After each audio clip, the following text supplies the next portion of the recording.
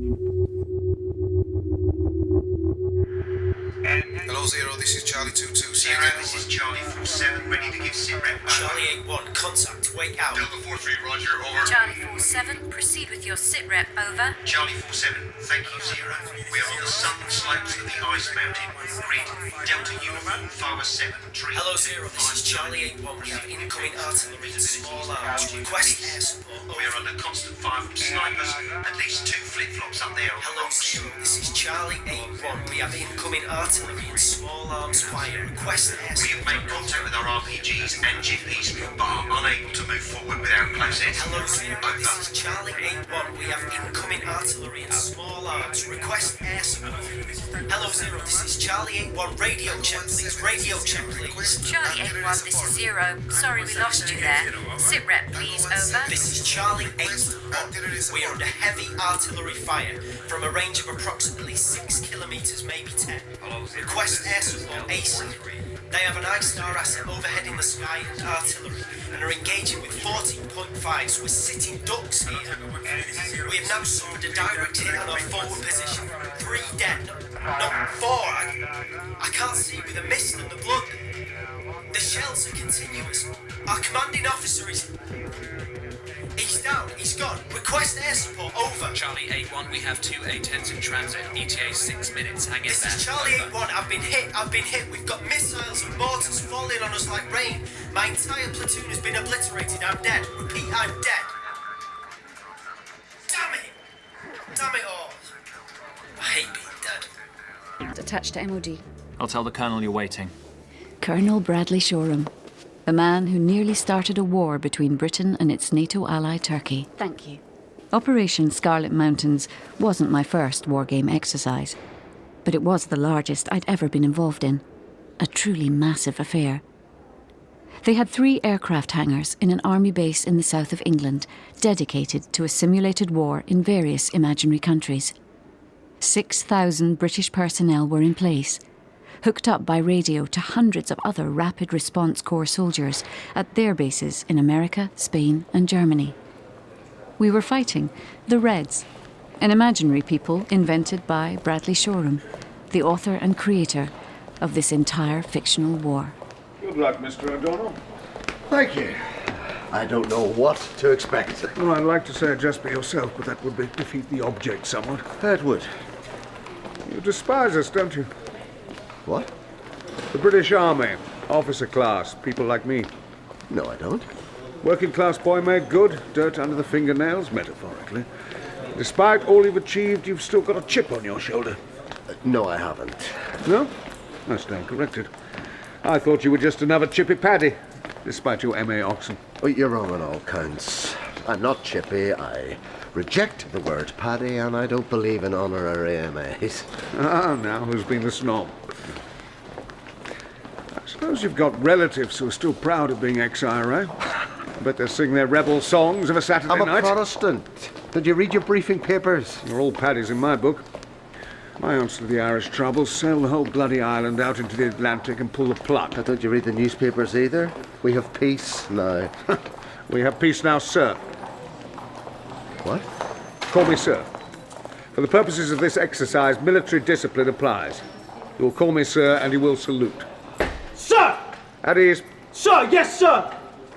This is our wind-up, I assume. What? A part of the role play? Pretending to be an old Etonian git to get me into the right frame of mind so I can demonstrate sufficient surly chippiness in playing my role in this war game exercise. That will be a highly manipulative thing to do. Or maybe you are just a git. Enjoy your prison cell, Mr. Red. Don't call me that. It's risible. For the purposes of this exercise, you are Mr. Red. You evil, murdering terrorist scum. For the purposes of this exercise, and taking into account that Mr. Red has a black belt in Aikido... My bad arm. Just kidding. For the purposes of the exercise, this prisoner has just assaulted me. On the ground! On the ground! Don't be so... Stop that. Is that gun loaded? For the purpose of the exercise, open fire. Bang! And now I'm dead.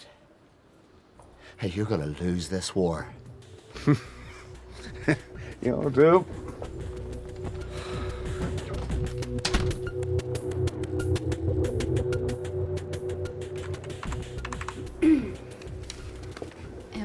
Mr. Shoreham ready for me yet? Colonel Shoreham has just left the building. He's on his way to ex-con, then to Blue Forces and Aircraft Hangar 1, then back within the hour 2 at most. I have a message for you. Tell OA, please wait. Everyone had a role to play, except for ex-con, exercise control, who were the umpires. Red team were the enemy.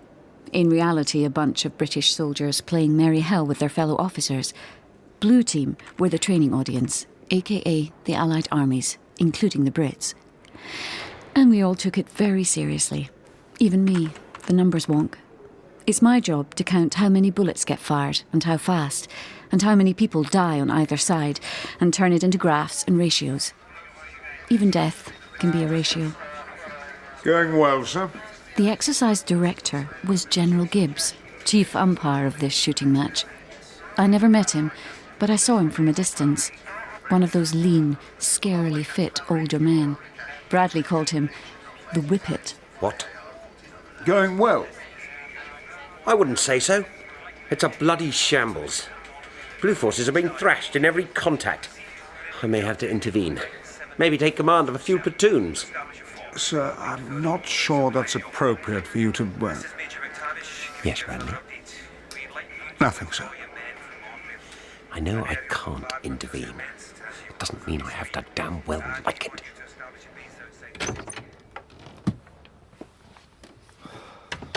And the war that was going so badly was being fought on many fronts, with planes, tanks, guns, and words. So, what happens now?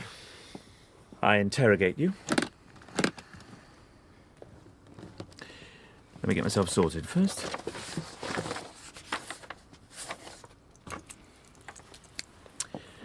Very good. My name is Hargreaves, British Intelligence. I've been sent to talk to you. Hello, Mr. Hargreaves. I am Mr. Red. Take it seriously, please, Mr. O'Donnell. Who the hell is O'Donnell? I am Mr. Red. The Reds have no country of their own. They are an ethnic minority with soldiers and a grievance. Some call them terrorists. And Mr. Red was once their leader, until he was captured and sent to jail. His followers are now attempting to conquer territory that will become their homeland. The storm has arrived. Gale Force 10. And the Blues, who take a dim view of terrorists waging war, have assembled a formidable fighting force to defeat the Reds, commanded from his desk in Aircraft Hangar 1 by Brigadier Harper. The storm is here, sir. I'm aware of that. I can read a computer screen as well as you can. Your troops are badly exposed. They'll dig in. They're a hardy lot.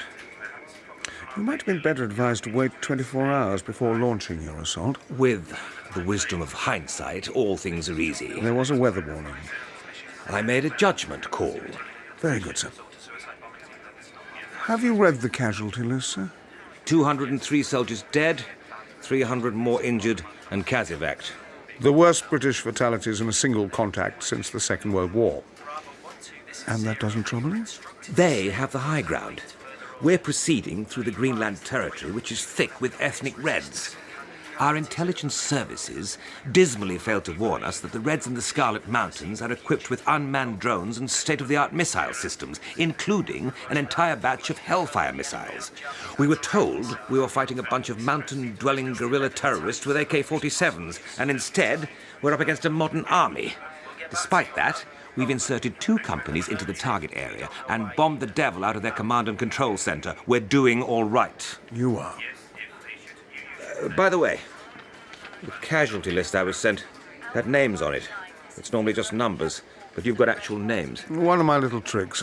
Call it a foible. Garrett, Rayner, Cullen. These are names of real British soldiers.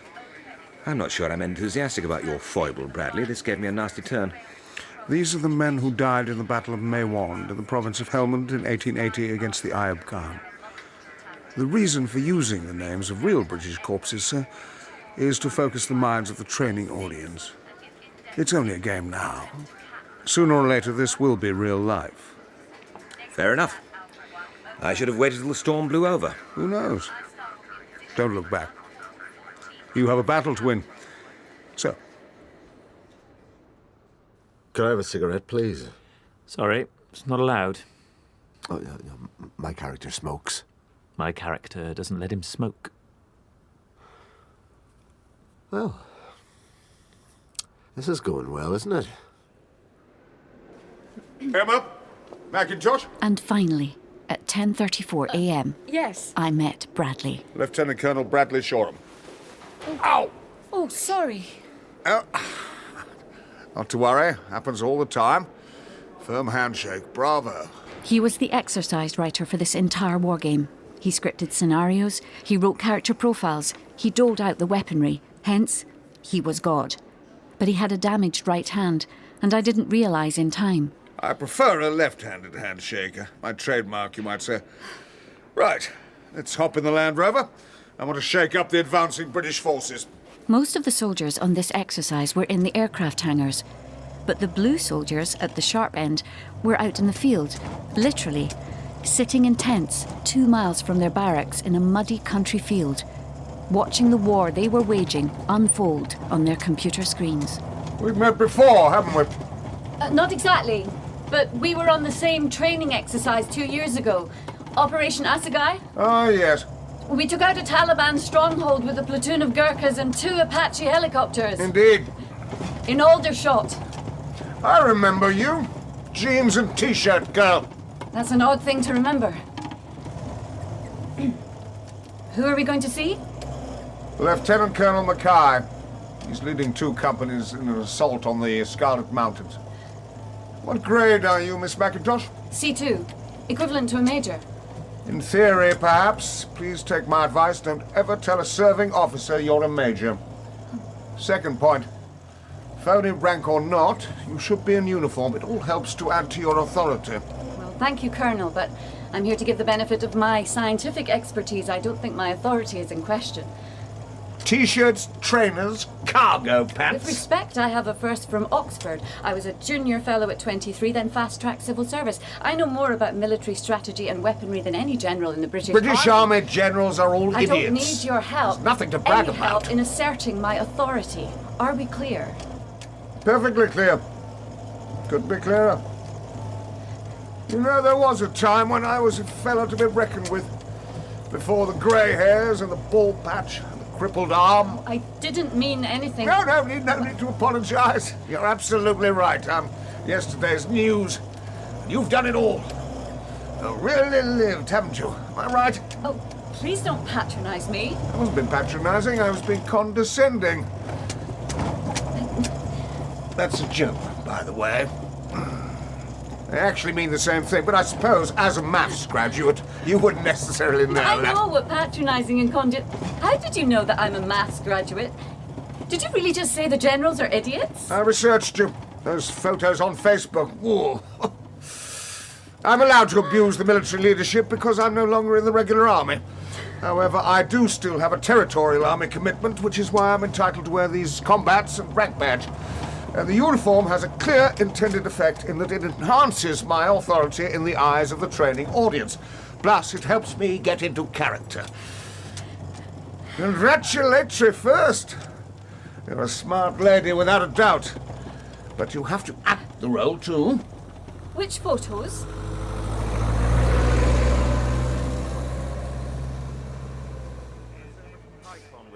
As you were. Colonel Shoreham. Good to see you, sir. Colonel Mackay, this is Major Macintosh. Major? Oh, he's just kidding. I'm not. Forget it. I'd appreciate a sit rep, Colonel. Yes, of course. Let me show you on the map. Right. We have 2 companies inserted here and here. The enemy are dug in all across here and here and here. These are experienced mountain fighters. They know their territory. There are caves, tunnels. There's a whole lost world in that mountain. They have snipers. We've lost 2 of our attack helicopters to shoulder-launched surface-to-air missiles. I thought we had defensive aid suites on all those birds. We do. The 2010 update installed... The missiles. Tell me about the missiles. 3 platoon were tasked to retrieve the parts of the missile debris, as well as recovering the bodies. Very good. And how many dead? Should I know that? You should. 2 pilots, 4 aircrew in all, 2 of them women, 6 dead. It matters. Even virtual death matters. What make and model were the missiles? I was coming to that. We analysed the debris, and our assessment is that Strela-type SAM-7 missiles are being fired by the Red forces. And these old-fashioned and highly effective weapons are manufactured by the Noirs, and according to our intel, have been supplied by them to other terror groups in past conflicts. The Noirs? In this exercise, we have red, blue, yellow, green, and noir. Black was considered politically incorrect. The Noirs are Iran, right? We don't say that out loud. Yes, I know that. Yet even so, you did. Not to worry. You're amongst friends here. Thank you, Colonel. You're welcome. What did G2 say? They're the ones who've been examining the debris. In the meantime, if you look at the map... My assessment is you're losing this war.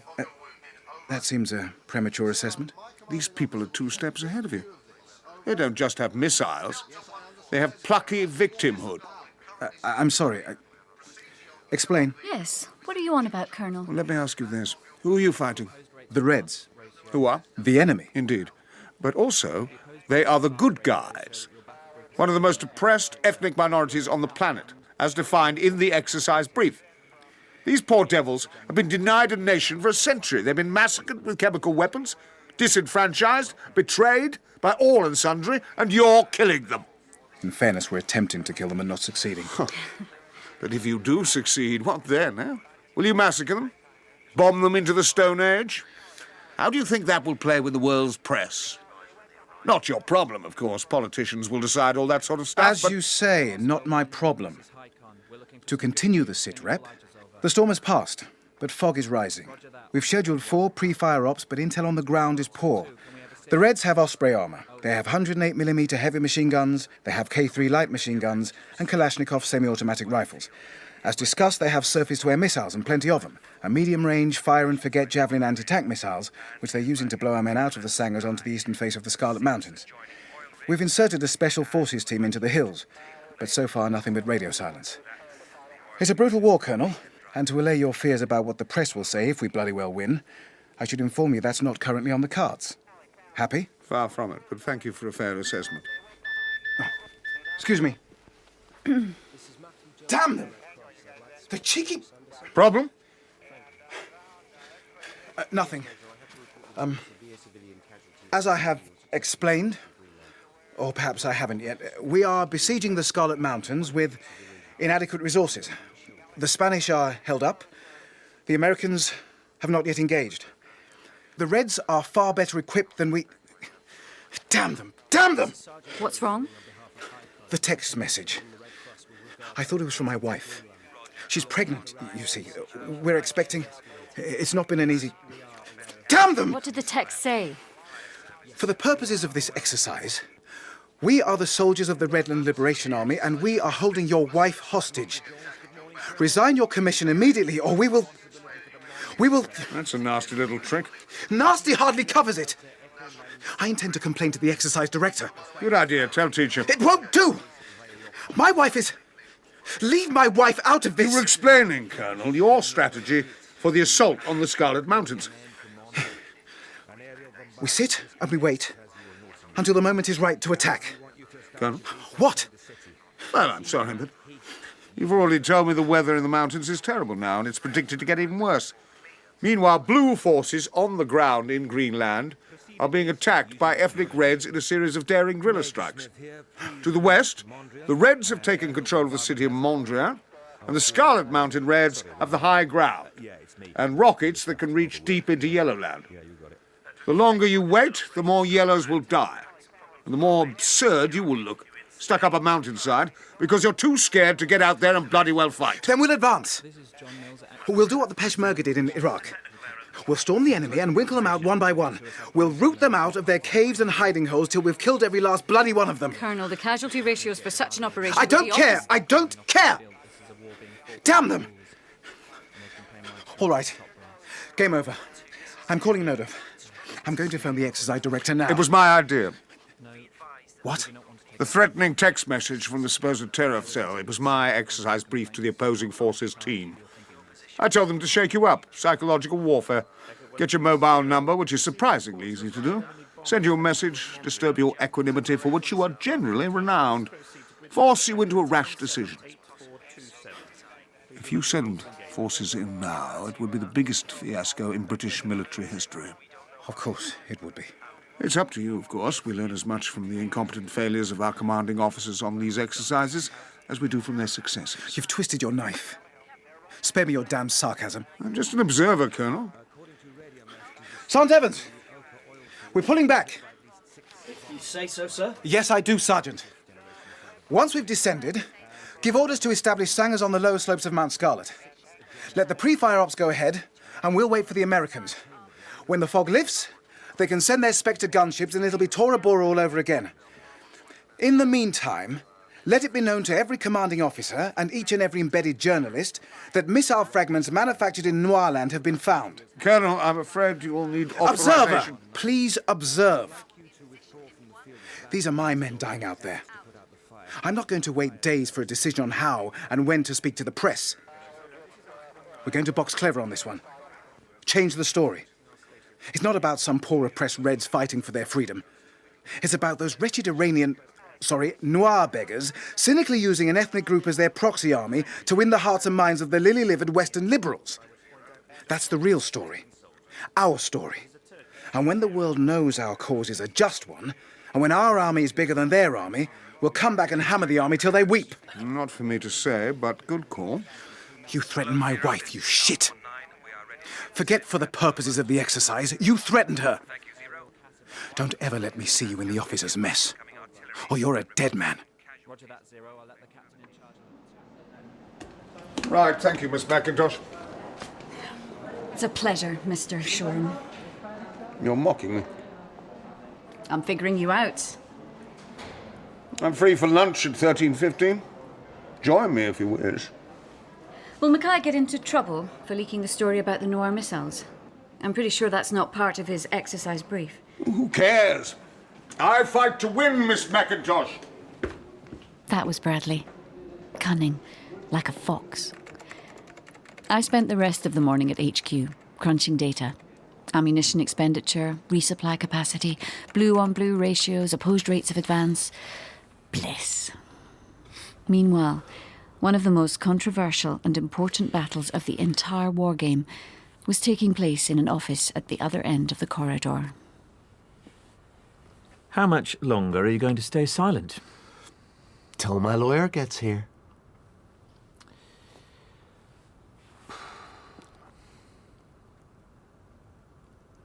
I'm not really MI6, in fact. I'm just a soldier. Captain Anthony Cooper, that's me. I mean, they did actually try and recruit me. MI6. I was at Eton and Oxford, you see. My uncle was in the Foreign Office. That must be why. You're an upper-class twit, then. Couple of years in the British Army, then off to the city to work in private equity. We should continue. Forget the lawyer. We haven't got one. Mr. Red. Am I right? My father does work in the city, yes, but it's not exactly a family firm. I'll find my own way. After you've killed a few ragheads. That is an offensive term. I'm using it to offend. To put you off balance. You can see it on YouTube, you know. Footage of me being arrested. For kids to laugh at. The CIA colluded to bring me down. Even though I'm a freedom fighter.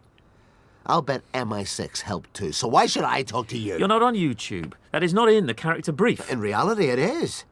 The person my character's based on, the real Mr. Red. It doesn't work that way. It's just an exercise. So why are you here, Mr. Chumley What's-it? It's not my name.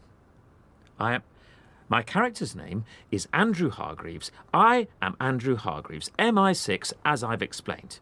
You know why I'm here? I know there's a war going on. Your people are dying. My people often die. They can't win. It's a noble cause.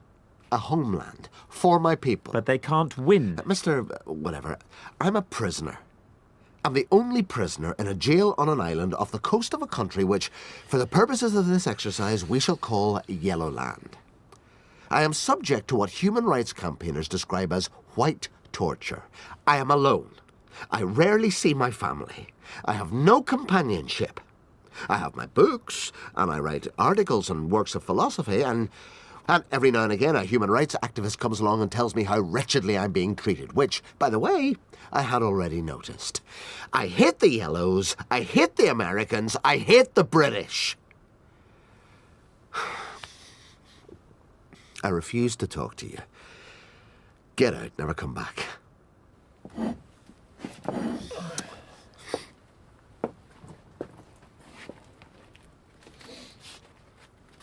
What's that? It's a Turkish cigarette. Those are bad for me. I'm trying to give it up. Yep.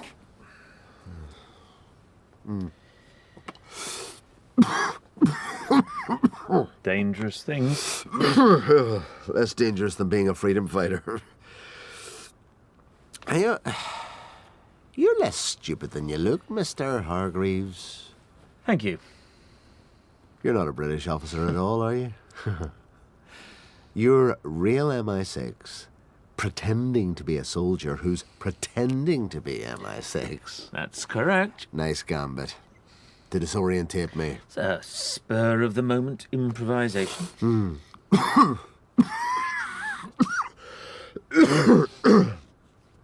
Can you imagine what it's like to be us?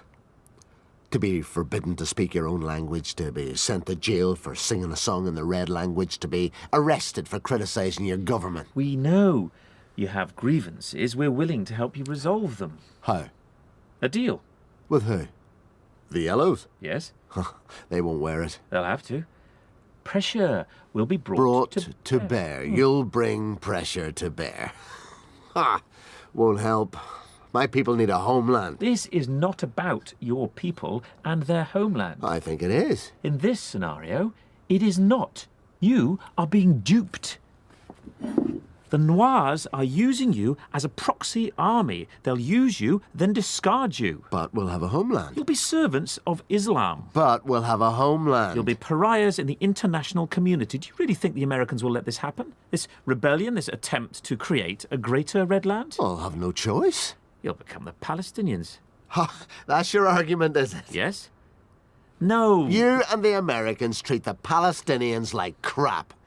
And if I don't do what you want me to do, you'll treat my people the same way. Ha!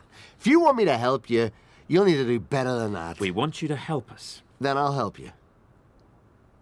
You will? Just meet my price and I'll do what you want. I'll call for a ceasefire. I'll ask my people to defy the rebel leaders and throw away their guns. I'll argue for a total breach with the Noirs. I'll end this war. And believe me, I can. I've been in prison for 10 years now, but I'm still the leader of the Reds. I am their Arafat. I am their Mandela. Meet my price, and the war ends now. And what's your price? I want a homeland for my people. Thank you for buying me lunch. My way of saying sorry. What for? Oh, I don't know. Goading you earlier. Oh, did you? I didn't notice. Do I remind you of your father? Is that why you get so huffy when I talk to you? Do I? Get huffy? Body language. I could read it. Oh. Can you read this? It's a Churchillian V for victory sign. That means I've won you over with my charm.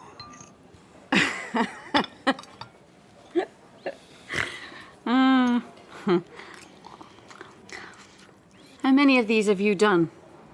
War games, I mean. Quite a few. My last operational tour was way back in '03. That's the one that crocked me.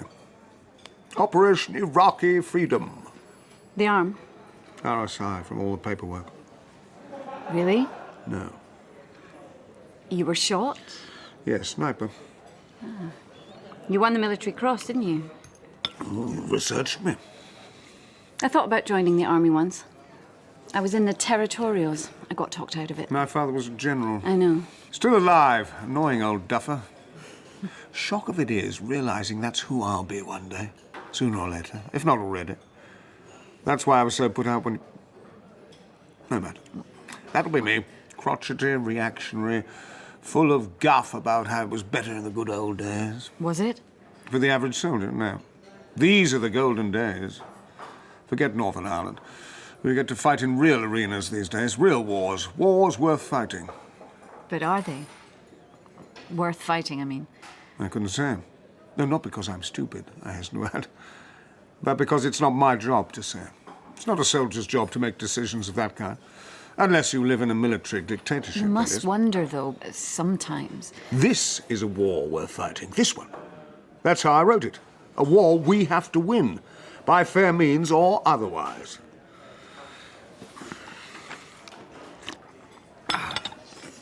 I can show you what I mean, if you like. 1745. I'll call for you.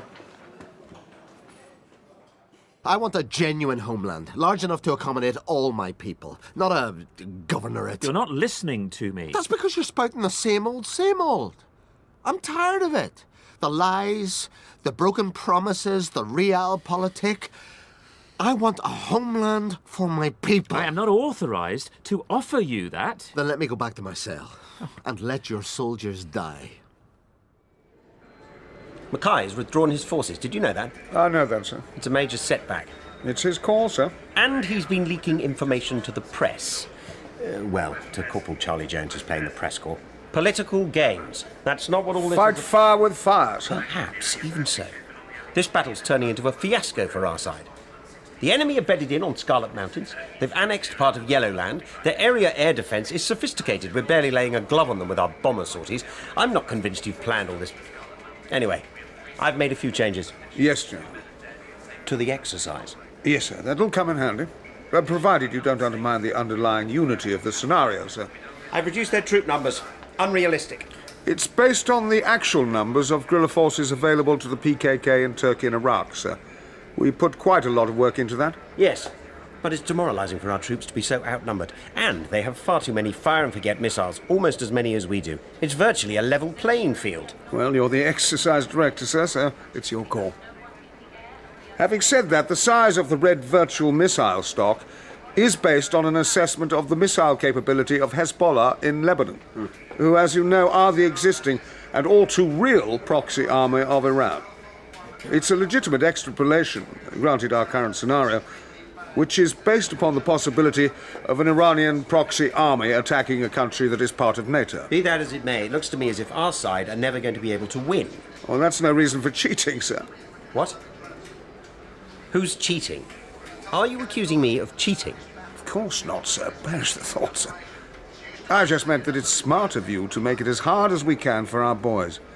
That'll help the exercise, and it'll strengthen your hand in procurement decisions, sir, if we lose the war, sir. Good point. I'll amend the figures back then, sir. If you wouldn't mind, Colonel. Oh, I'm no longer a colonel, in fact. I retired earlier this year. Ah, yes. You're a consultant subject matter expert now. Very good. You served under me in Germany, didn't you? Briefly, sir. What did I think of you? You thought I was full of myself, but a good officer, sir. See? I'm right about some things. You can't just buy me. I'm not a whore. People are dying. Your people are dying. You want me to side with the West? What's that going to do to my credibility? We offered a deal. Concessions now and a timetable for possible independence. It's a good deal. You won't do better. You know it's time to compromise. What is your problem? Should I even be here? Don't see why not. This is all part of the war, the PR war. And who's playing Mr. Red? Another soldier? No, he's a civil servant, a senior one. Handpicked, with developed vetting status. Handpicked on what basis? Psychometric testing, background. I don't trust you. I won't talk to you. Just leave me be. He's Northern Irish, raised on stories of rebels and gunmen. Makes him, if not simpatico, at least more than usually insightful about the issues. So his character is based on a real terrorist? It's a composite. Of who? Take your pick. Nelson Mandela, for instance. A charismatic terror leader who was an inspiration to his people. Who was kept in solitary confinement and spent much of his time reading deep books. Close match, really. Or? Or what? Who? Isn't it obvious? Of course. Öcalan. Abdullah Öcalan, leader of the Kurdish PKK terror group, captured with the assistance of the CIA, kept in solitary confinement in a prison in which he is the only prisoner on an island off the coast of Turkey. The de facto heart and soul of the Kurdish resistance movement. In our scenario, if we win over Mr. Red, we win the war. It's a propaganda war, you see. That's the real point of the exercise. Our boys are blowing holes in mountains, but the true battle is for hearts and minds. The battle space is in the conscience of the world, as controlled by the newspapers and news channels. We can't carpet bomb the wretched Reds because they're the plucky underdogs. We can't use phosphorus on them. We certainly can't use tactical nukes on them. So we have to steal the moral high ground. And that's the trick of it. This is getting us nowhere. Let's start again. No, let's not. It's not working, though. This man is never going to turn. Watch this. I'm going in.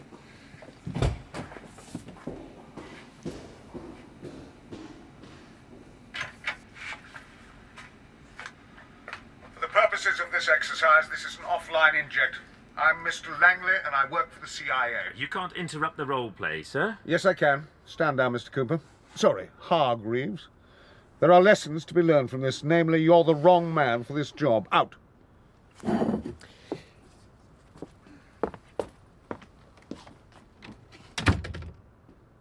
Brutal. Man's a fool. He doesn't respect you, but I do. I respect you even less.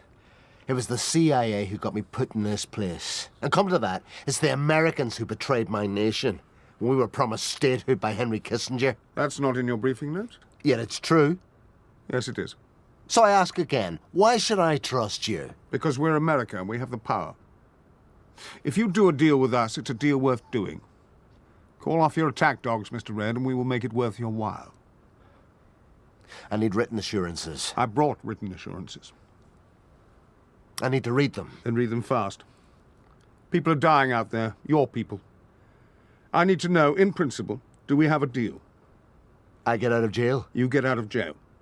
Your virtual nation becomes a favored virtual nation, in American eyes, which means from this day on, we cynically use you as a pawn in our geopolitical power games. And there's a good chance that in 40 years' time, your people will have an independent homeland. Because you believe our cause is just? No, not at all. Because it serves our selfish, imperialistic, big fat American interests.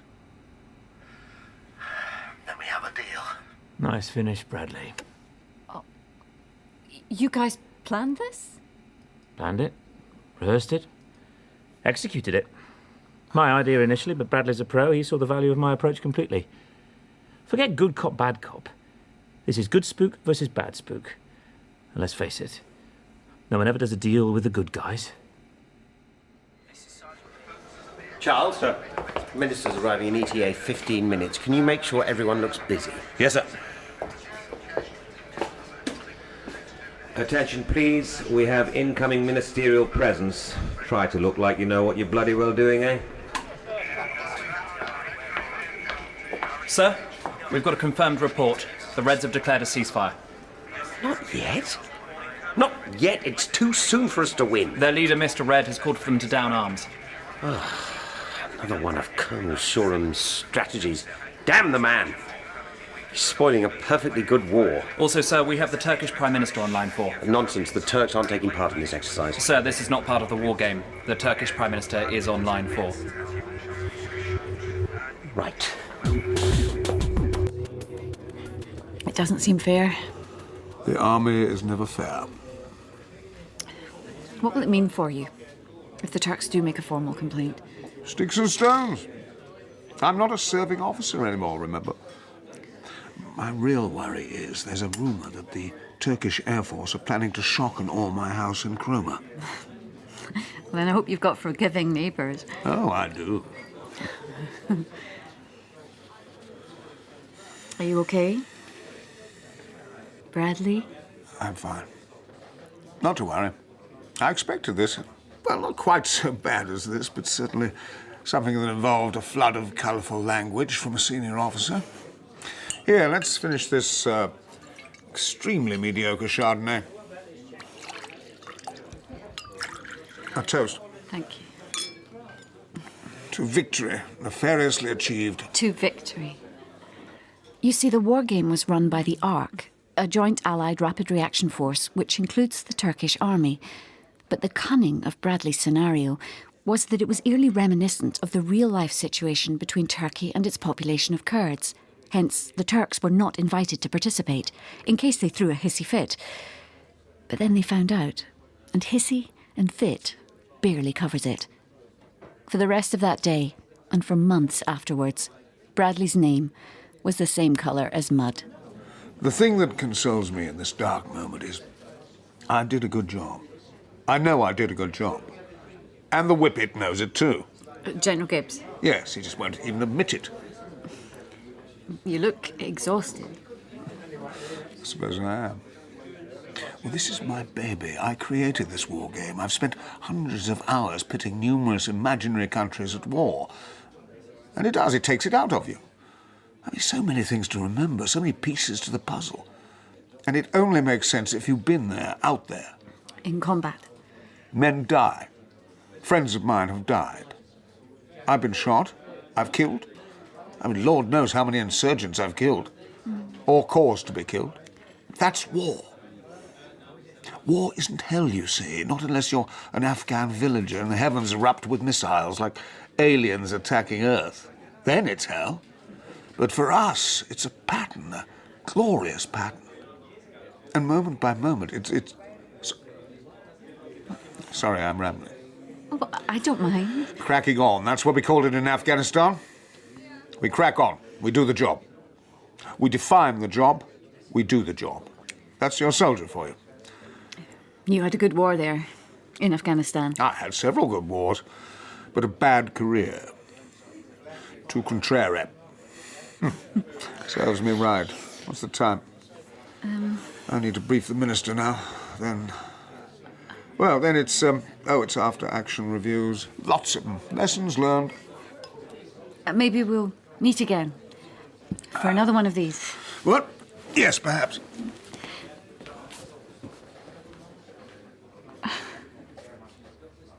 Goodbye, Bradley. A war worth winning. That's what Bradley called it. And we did. We won. Well, it is. It just is. Is what? It's good. It's actually good. He's delirious. Tom, sedate him. I have these at home sometimes. When I'm fed up of my mum's grub and I think, my rations for the rat pack, you know, better. Deranged. Stick a line in his arm. Rehydrate him. You should get some Zeds. I'm on stag. Me and Julie on stag. Whoa, easy, Jimmy boy. You ever been alone with a woman before? Nah, with me it's always 3. Or maybe 4, or maybe even 5 in a Don't give us that old story. You can't shock me, boys. Oh, we can shock you. Oh, we can. That's like a red rag, sweetheart. Challenge, gauntlet. Glove on glove before the title fight. Bring it on. I've heard it all before. Ah, well, you haven't heard the one about Tom and the... Oh, he's from Wales. I can guess the rest. Yeah, that one does get a bit old, to be honest, man. You should get some Zeds, boys. 2 heights up. 2 hours down. Me and Jim will be all right. You ever done stag behind enemy lines before? No. You ever been behind enemy lines before? Oh. Yes! Look, Ricky. I've served in Elmond. Basra. Behind. He means behind. Not in front. Not sitting in an armoured personnel carrier with some squaddy on the heavy machine gun while the locals are waving at you admiring your whatchamacalls. I've had my share of contacts. Fair enough. I don't need nursemaiding. I'll take my share of stags. Well, me and the boys were talking about that. You want me to stand down? Get my beauty sleep? Nah, we like you ugly. Yeah. Thanks. Fact is, you need to be fresh. If you're not fresh, you'll screw up. If you screw up, we screw up, because our mission is to ensure you don't screw up. And also, hopefully, to ensure you come back with the same number of legs and arms and other body parts you came out with. Sorry, love. Fair enough, boss. I'll get your head down. Yes, boss.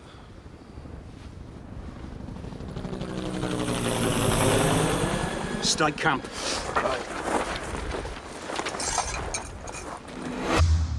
As of 0800 this morning, the superstate of Troy is at war with its close neighbour Illyria. The United Alliance of Spartan States has issued a formal warning to the Trojan government.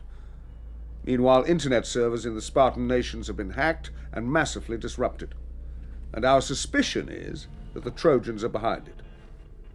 We are in a cyber war with Troy, and real war may not be far behind. Special forces, including this unit, are being mobilized for covert action behind Trojan lines. In the event of all-out war between Sparta and Troy, your team will have a vital role to play. Is that a question, Ricky? No, just stretching. I ignore him, Colonel. He's hyperactive. How likely is it that there'll be all-out war? Well, I wrote the war game exercise, Tom, so I do know the answer to that. But I'm afraid you're just going to have to wait and see. Don't tread on the rattlesnake. They're active after dusk, you know. I knew that. And, you know, it's lucky mojo, you know. The rattlers rattle, I mean. Well, I didn't know that. I did. Fiddlers use them. Country and western fiddlers, like. Put a rattle in your fiddle before you play, and you play better. Mojo, lucky, you know. Where'd you get this stuff, Ricky? People tell me things. Which people? Pardon, honey? Don't call me honey. Which people? A sergeant in Delta Force. We had a night on the town before the briefing. No one told me about that. I thought we were a team. Boys' night out. Ricky, you're married. What happens in Troy stays in Troy, right? We weren't in Troy then. Stop gassing. Like a pair of old... Just keep your ears attuned. Was that a shooting star? Could have been a jet. Or a shooting star. Can't tell with these night visions. Dawn's coming. I can see the dawn's coming. Oh, I'm taking my goggles off to see the dawn. Why? Why? Why? Because it's beautiful. Diplomatic efforts are continuing. But in pursuit of your mission, you are authorized to engage the enemy if you deem it necessary, and with maximum vigor. Remember, it is essential that this mission remains secret from the Trojans, no matter what. No matter what. Is that understood? Yes, sir. Understood, Bradley. Furthermore, you must under no circumstances allow the Trojans to obtain possession of the magic box which you're carrying. And remember also that this piece of kit is the real McCoy, and it costs more than any of you will earn in a lifetime. So, Julie, Yes. don't lose it or break it, please. Okay, the sun has done its worst. It's now 1600, day 2. Let's get those bashers down. We're one man short. Ricky. He's still the basher. Wake him, Julie. It's not my problem. What's that? I'll wake him. Tell him I'll have him on a charge if he doesn't shift his backside. That went well. Kill him! Kill him! Oh, 2 grown men can't hold back a little girl like that. You wait till I tell the lads. He belted me. I didn't, Tom. Didn't I warn you that Lance Corporal Carter does not like to be woken up? He has a tendency to lash out. Pure reflex. You did not warn me of that. An oversight, Tom. That's not like you. Yeah, shame on you, boss. You see, Jewel, SOP in this unit is to use the foot to nudge, then step quickly back. I can't help myself, man. Honestly, nothing meant by You it. bloody well clobbered me. You failed to duck. Yes, boss. What happened? I failed to duck. Let's tab.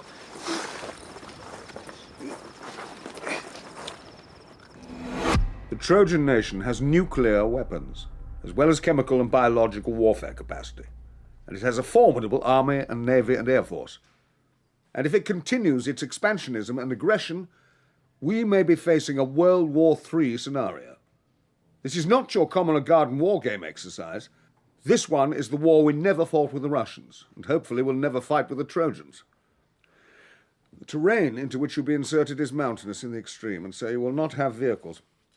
You will encounter desert conditions, namely Arizona in the summer, which is hotter than hell itself around about noon. This is a very large-scale American-European computer-simulated war game with numerous facets, and the field exercise in which you are participating is one vital element. You should also be aware that one of our parallel field exercises is a joint operation involving soldiers from Delta Force, our beloved Yankee allies. Are you all clear on your mission brief? Mission objective, get Julie to the grid reference, get her back. Leave the rest to us, Bradley. Thank you, Tom. Troy is China, right? This is a simulated World War III with China. It doesn't work like that. It's just an exercise. Troy is the country you're entering. The Trojans are the enemy you're fighting. And you are here on secondment from the Special Reconnaissance Regiment to win the war for us. Am I right, Julie? Damn right, you're right, Bradley. You'd better keep up, Jewel. That's all I'd say. We do hard tabbing in my team. Julie has the same training as you have, Tom. I know that no female soldier has ever served in the SAS, Don't defend me, Colonel Shoreham. I'm not your bloody daughter. Indeed, you're not. Jim, you're on comms. You'll receive a daily briefing giving your team the sit rep on this virtual war. Tom, blank firing attachments will be issued for the first stage of the exercise until you are instructed otherwise. Yeah. And I think that's everything from me. Are you all set for insertion into Troy? Aye, we're ready. We're ready. Are we good, Bradley? I'm ready. Ready to go. You know, I've always hated those bloody Trojans. Ricky. No, I mean it. Sneaky buggers. Trojan horse. I mean, that's not exactly playing fair, is it? Bravo, Lance Corporal Carter, for entering into the spirit of this war game exercise. Only good Trojan is a dead Trojan. Ricky. Yes, Tom? Shut up. Yes, Tom. Jaws, the beer can. Robert Shaw, Richard Dreyfuss, the beer can. We haven't got a beer can. You can imagine the beer can. I can show you all my scars. Oh, don't do that. Julie, trust me, you really don't want to let him do that. He's got a scar on his groin, love. And by groin, I mean penis. Stress fracture. Yeah? From overuse. Is that a fact? From overusing me. I get it. If you want me to look at your dick, pass me those high-powered binoculars, eh? Inception. You can't do Inception. How can you do Inception? I'm just saying, it's a good film. Hurt Locker. Oh, I hate that I've not film. seen it. How can you like that It wasn't film? credible. It's just not credible. Good crack, though. Why not credible? When the three of them split up on patrol. You'd never do that. I've done that. You're an idiot. No, you're right, love. Lack of verisimilitude, see? That's Hollywood. Green Zone. No, that's a good film. Do a scene from Green Zone, then. I can't think of one. I'll do The Hangover. Okay. The Hangover. Come on, then. Oh, come on. Here goes. God damn it! Can you throw on some pants? Don't go in the bathroom. Just calm down. No, there's a tiger in the bathroom. There's a goddamn tiger in the bathroom. Don't Okay, I'll check it out. Oh, careful. Don't go. Oh, God, please, please. Ah! Holy heck! He's not kidding. There's a tiger in there.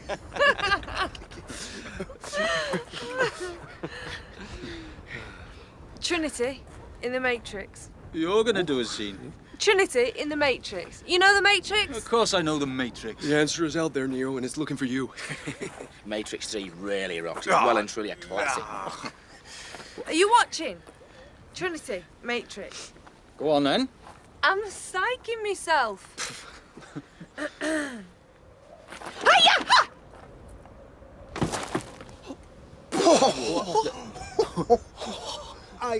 I do not believe that. I'm in love. Could you do that again in, black leather? Mid-air punch and kick. The trick is to make that diamond shape with your thighs. You floated in mid-air. How did you float in mid-air? I didn't. It's just a jump. Simple karate move. I learned that when I was 12. You must have been, 6, 7 feet in the air? Less. 4 or 5. It's a high jump, though. You need strong legs. If we meet any very tall Trojans, you can, John Rambo, First Blood. Lovely. Go on, then. He's like a Vietnam vet. Yeah, we know the story. And the sheriff picks him up for We know the vagrancy, story. And he breaks we out know of the jail. story, just get to the speech. And then, well, whoa, you can push a man too far. And they do. And he goes on the run. Army, police after him. They can't touch him. He has jungle warfare skills. This is John Rambo, man. Sews his own arm up. Petrol station. No one can touch him. This man's a vet. Then at the end of it all the action stuff, he does this speech. He explains it all right. He justifies himself. He reveals his inner pain. Like, this is Sly Stallone as John Rambo. Is this the greatest speech in cinema history or what? It goes like this. There we go. It's over, Johnny. It's over. Nothing is over! Nothing! You can't just switch it off! It wasn't my war, you asked me! I didn't ask you! I did everything to win, but someone wouldn't let us win! Civilian life means nothing to me. There we had a code of honor. You watch my back, I watch yours. This is nothing. Yeah, I flew helicopters and drove tanks and had equipment worth millions of pounds. Here, I can't even get a jump buggy car! Where's everybody? Where's my friends? Here, there's nothing. Even my friend in a Chevy convertible and drive out of Vegas. And this kid comes in with a shine box and I went to get a couple of beers and the box was wine. And he opened it and the parts flying everywhere and he lay there screaming. I got pieces of him on me. There's blood everywhere. I'm trying to hold him together and he said, I want to go home, Johnny. I want to go home. But I couldn't find his legs. I can't find your legs. I see it every day. Sometimes all day long. I can't get it out of my head. You said it, bro. I'm sorry, Jim. You're dead. You're kidding me. Climbing accident. I'm the only one here who can bloody climb. Head shed have decreed it. We continue one man short. Make your way to the rendezvous point, Jim, and a chopper will pick you up and take you back to civilization. Well, to somewhere in America, anyway. Sure, no worries. See you, pal. Yeah. It's me. What? Me. What's you? It's not you, love. It's just the exercise. What I mean is, Jim was your comms guy. And I'm comms too, among other things. Jim's a bleep and I'm a bleep, right? And they want to test me. See how a special reconnaissance regiment girl works as part of an SAS team running comms with no fallback. We're all signals trained, Julie. But comms are Jim's speciality. Ours is not the reason why. I'm just saying. You've said enough. There is no why, no reason, no purpose, no pattern. Don't look for one. Yeah, but the guy's writing the exercise. Are you listening to me? No purpose. Stuff happens. Random stuff. Stupid stuff. Mistake stuff. Men die. We don't look back. That's why we win. Gotcha. When you fall off a cliff and you remember you forgot to pack your rope, don't look down. Something like that.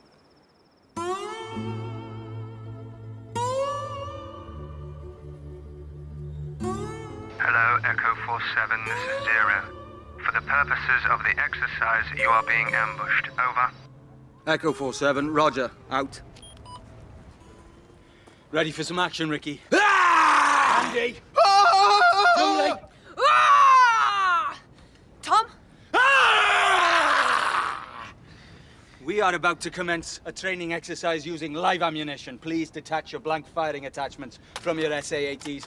I am now handing you each a magazine of 30 rounds for the next stage of the exercise, plus 100 rounds for the general purpose machine gun.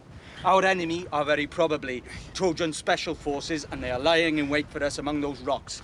Our objective is to take them out so we can continue with our mission. The Trojan soldiers are well armed and well trained, but we have SA-80s and claymores and a jimpy, and what is more, we have testicles made of British steel. No offence, Julie. None taken. Ricky, how many bar mines have you buried in our perimeter? 24. All with detonators, but no explosive charge. All on a wireless fuse. At my count, when we're safely away from the camp, blow them all as a diversionary tactic. And remember, lads, we've been given clear instructions to keep our mission secret from the enemy with, and I quote, maximum vigour. So shoot on sight. Take no prisoners. Let's clear this nest of rats. Let's go! Come with me! Pull back in good order! Incoming mortar out! I got it! Let's petrifying, boys! Repeat, do not fire. I am Private Sam Malone, American Special Forces. I am being held hostage. Did anyone shoot the Delta Force puller? Do not fire. I am Private Sam Malone. You did well, Julie. Kept your head. You all did. Thank you. No thanks to me. Take no prisoners. How was I You to were know? actually, let's face it, to blame there, Tom. Yeah, you totally screwed up, Tom. Luckily, we never listened to you. The uniform was a nasty touch, though. American PLWs in Trojan uniforms. Judgment call, that, innit? I mean, do you believe a tape recording of a plastic man with an American accent saying he's a prisoner? You do? No blue PLWs was shot. I owe you, lads. You did good. Hereford hooligans 1, plastic pop-up Trojan soldiers 0. Yeah! Easy, soldier. We've still got a lot of ground to cover before Julie wins this war for us. I'm a soldier, I'm a soldier, I'm a soldier, I'm a soldier, I'm a soldier, soldier. Hello, Zero. This is Echo 47. We have achieved our target location on day 4 of our mission, 1 day ahead of schedule. Over. Echo 47, roger that. Over. Awaiting orders. Over. Echo 47. I have to tell you that at 15:42 today, Sparta declared a state of war with Troy. You are instructed to proceed with your mission. Repeat, proceed with your mission. Over. Roger that. Out.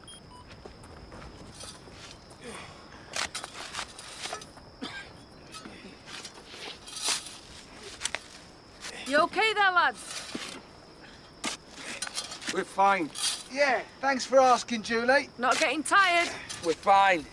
Just keep your eyes peeled, eh? You'll need to go deeper than that. We know. Try not to put your shovel through the cable, eh? We'll do our best.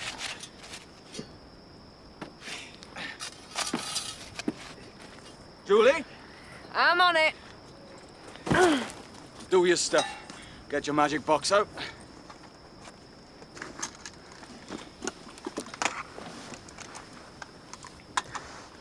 What are you actually doing, like, if that's not need to know? Well, first of all, I sniff the network. Carefully, of course. And now I'm injecting the payload into the appropriate message stream to create illusory data throughout their entire command and control system. That sounds pretty straightforward. And then, you know what then? And then, the nationwide Trojan air defense network will have entirely false readings on its radar screens, telling them the skies are empty and blue.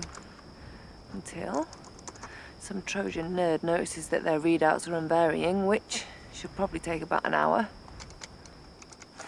By which time, we'll have bombed the hell out of it.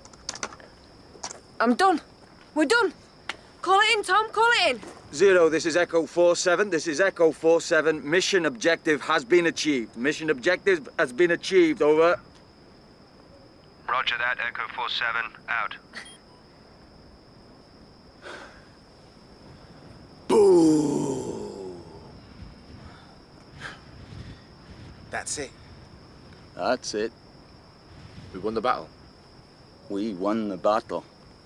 The biggest aerial attack in the history of warfare. Short-range missiles from submarines, bomber runs, missiles from stealth jets hitting Trojan cities, Trojan airstrips, Trojan missile silos, Trojan SATCOM sites. Even this building, the Trojan Command and Control Center, will be a burning inferno any minute now. Excluding radar readings from local air defense systems, the enemy have their eyes closed and they won't know what hit them. 60 minutes of merry hell. No thanks to our digging, eh? Yeah, well done, guys. Nice.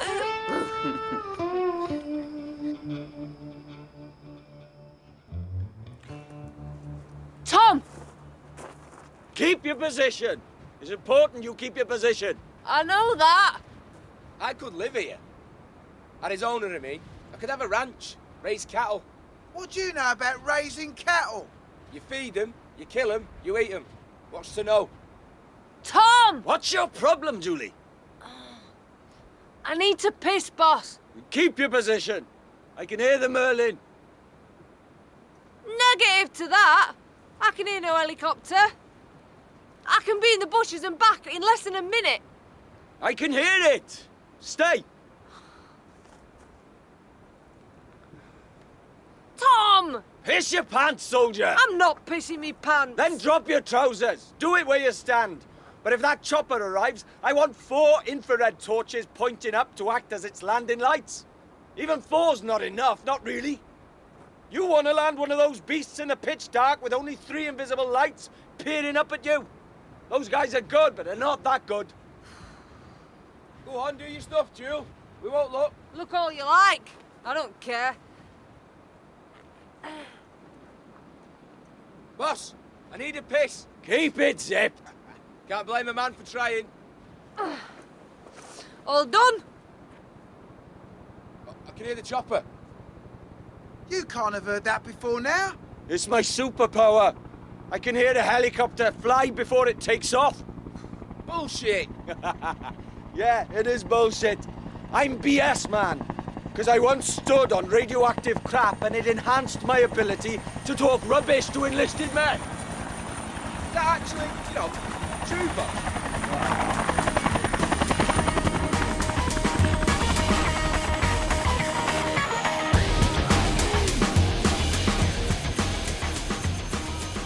Chilly night. Infrared filters off, lads. Hi, Bradley. Mission accomplished. Well done. We did our bit. Yeah, we showed those bloody Trojans. However, it's come to my attention that 1 week ago, a unit from Delta Force attempted a reconnaissance on this very same enemy command and control center, but were engaged by the enemy and lost the subsequent firefight. Our intel informs us that 2 survivors were taken prisoner. Our intel further informs us that the enemy sometimes, and in complete breach of the Geneva Convention, put their POWs in Trojan uniform as human shields in order to draw enemy fire. Did you, by any chance, shoot our 2 Yankee friends by mistake? No way, Bradley. We don't shoot people by mistake. We only shoot the people we mean to shoot. An admirable philosophy. So did we win the war, Brad? Not yet, but we've taken out 75% of the enemy's nuclear missile silos, using only conventional warheads to avoid an escalation into all-out nuclear holocaust. We bombed the airstrips at Xanthus and Heraclea, and we totally destroyed their cyber warfare base at Sebastia. So they won't do that again in a hurry. However, the Trojan counterstrike has caused considerable damage. We didn't think they'd have the chops to do what they did, but they did. What did they do? I told you, never sleep at night. But rest assured, you performed your mission with exemplary skill, and no one could ask more than that. Okay, hop on board. In 2 hours' time, you'll each have some decent scoff and a pint of warm British ale. My treat. You're on. Julie, Yes, Bradley. why, may I ask, are you standing in a puddle? It's pee. Wipe your feet, then get in that chopper. Any lessons learned? Not really. We were fine. We did the job. End of story. Any problems at all? The heat, perhaps? Oh, the heat's fine. Just the cold I hate. Yes. The desert does get cold at night. No room for Arctic kit in the Bergens. That was the issue. It was so cold at night we couldn't think straight. What would you do differently? Nothing. We packed as much warm weather gear in our Bergens as we could, and it was cold. So every night, we had 2 or even 3 in the sleeping bag for warmth. Standard procedure. Was that an issue? And when you had a woman on the team? Not an issue. Why would it be? Julie's okay. She's earned her place. She's not a woman. She's one of us. Hardly feminism, but it'll serve. Hey, are you guys talking about me? Oh dear! What's happening? Engine failure. You gotta be kidding. Simulated engine failure. You're working. We're cruising at 4,000 feet. No harm will come from switching the engine off for a few seconds. Psychologically, though, it's rather effective. For the purposes of the exercise, you have now encountered a major setback. The Merlin helicopter on which you are being extracted has been hit by anti-aircraft missiles and has been billowing petrol for some time. The pilot will now attempt a crash landing. This will succeed, though the pilot himself will perish. And this will leave you behind enemy lines with the entire Trojan army on your trail. Another chopper will be sent to your emergency rendezvous point, the location of which is specified in your briefing notes. But you have to get there for the crash site without being killed, or alternatively caught and horribly tortured. We won't get caught. I was looking forward to that warm beer. Me too. This is great crack. I never want these things to end.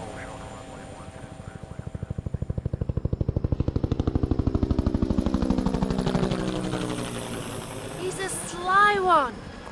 He's an officer. They train him to be sneaky. He has a bad arm, did you see that? Keeps rubbing it. Old war wound, maybe. Iraq. Had a mate who served with Colonel Shoreham. He was in the first wave in Basra. Before they put out to the airport, sniper bullet took him out. Round went through his arm and into his chest. Arm didn't heal.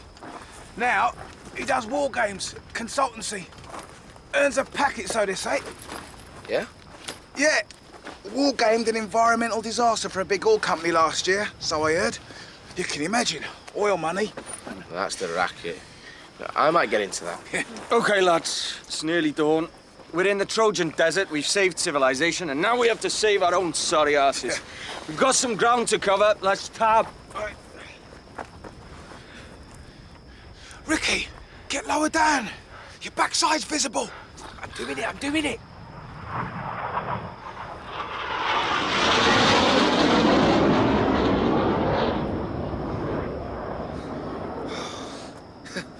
You did it again, boyo. I never heard a thing. Saw the vapor trail just above the horizon.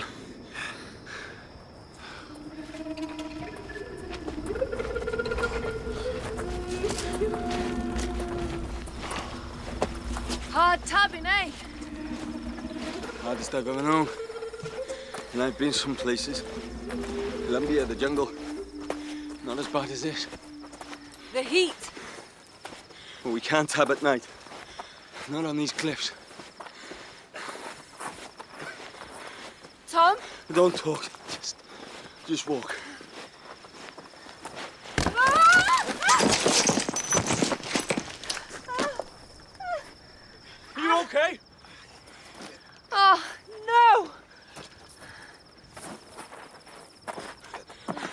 injuries? Give me a second.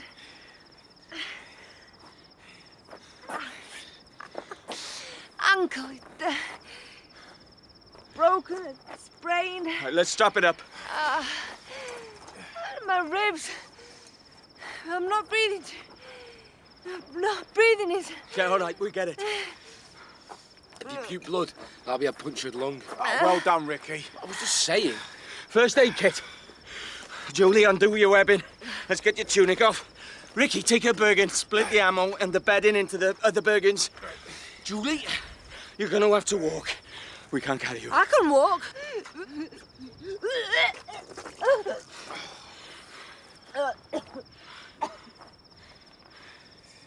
Is there blood in there?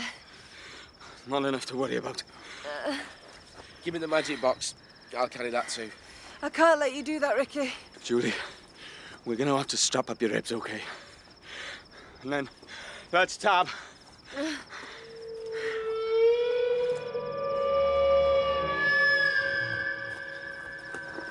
You OK there? Champion? Any dizziness? Yeah. Me too. It's the altitude.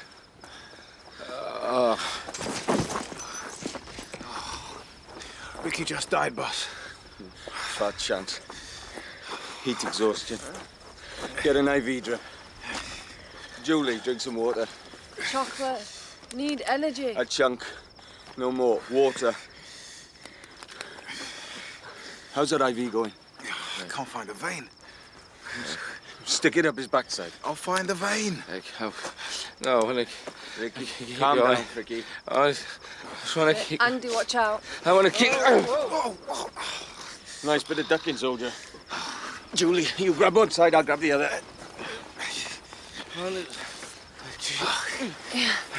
It's in. Okay, go along. The rehydrator's going in. Okay. Look at your legs. Like filling up a car with petrol. How you doing, Rick? I'm fine. Let's go. What we're waiting for.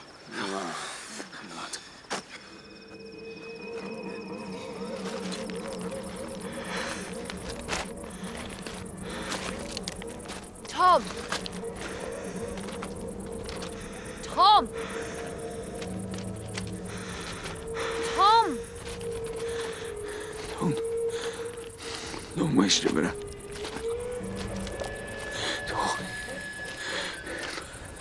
Don't waste it. Tom! You're walking around in a circle in the sand. Tom! Stop! Snap out of it. Rehydrate. Sit down. I'll top you up.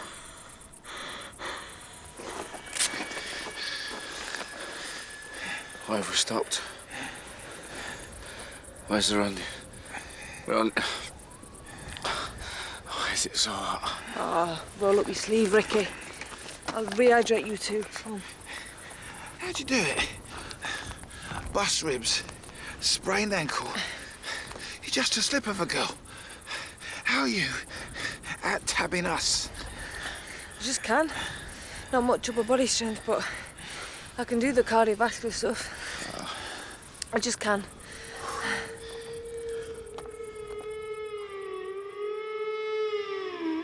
Julie, the Magellan, get it out. It's out. That's why we stopped. Give me a... what's that? Give me a lock start. We must be close to the... Tom, we're miles away from the emergency rendezvous point. We're a day behind schedule and the chopper may well have gone by now. And you're burning up. All of us are, and we're tabbing through a bloody desert. I'm sorry, but I'm calling this in. I'll tell ex-com we're withdrawing from the exercise. We need a lift home. No way. I'd rather die. We'd all rather die.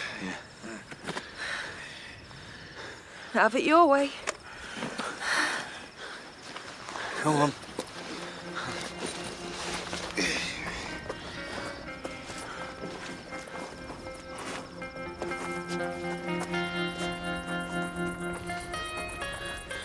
fuck's that? Close. We're close.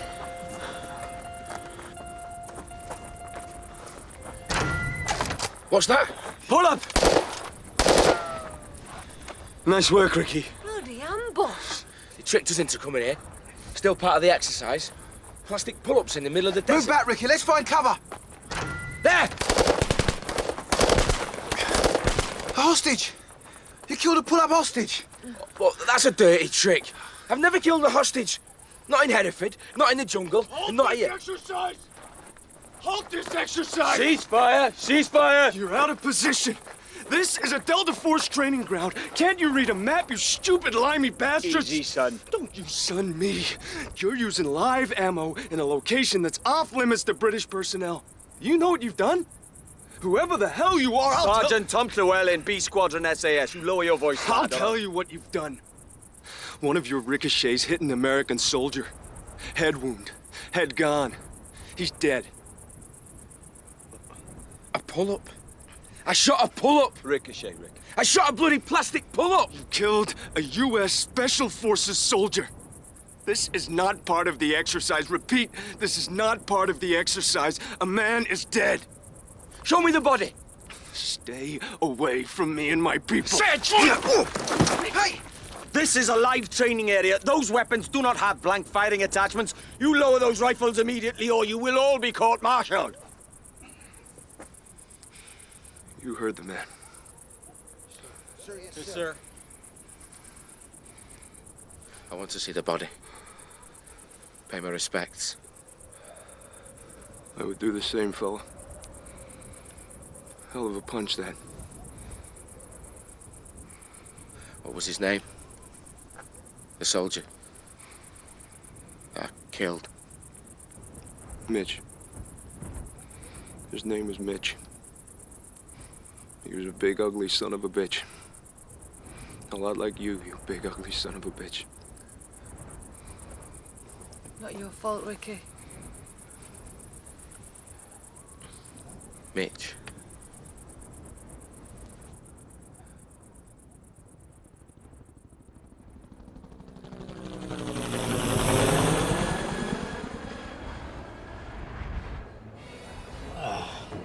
Whoa, easy, Ricky.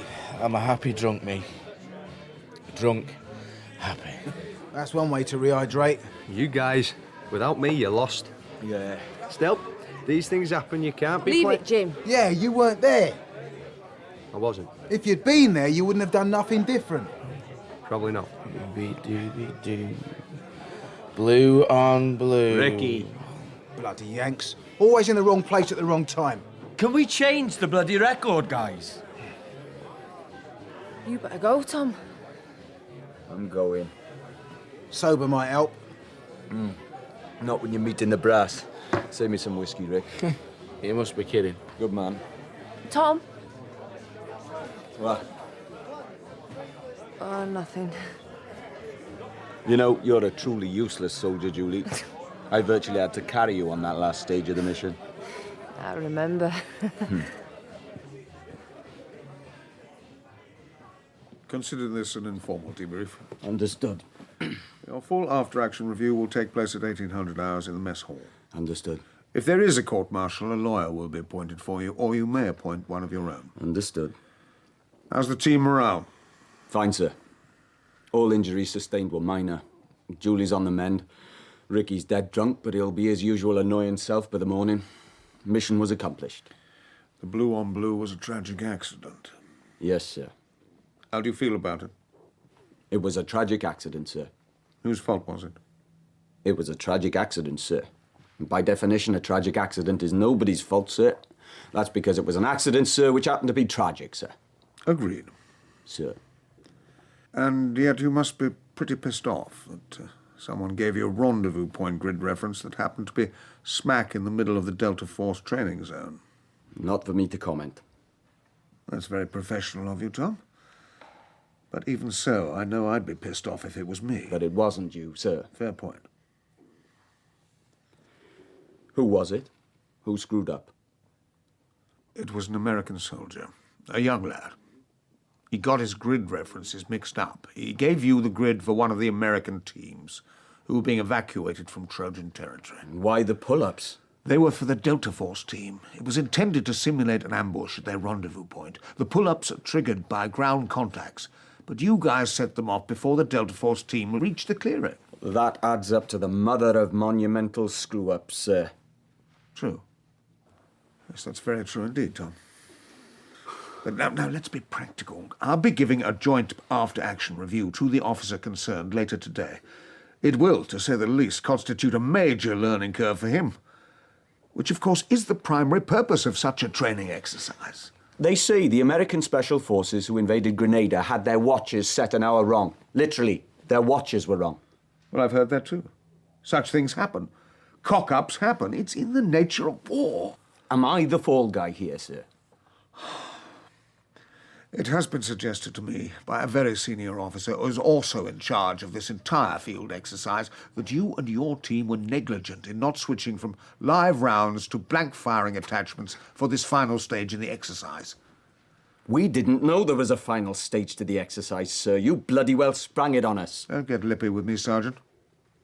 No, sir. Sorry, sir. What would you say to such an allegation? The allegation that you were at fault by failing to switch back to blank ammunition, by failing to... We forgot, sir. Bad answer.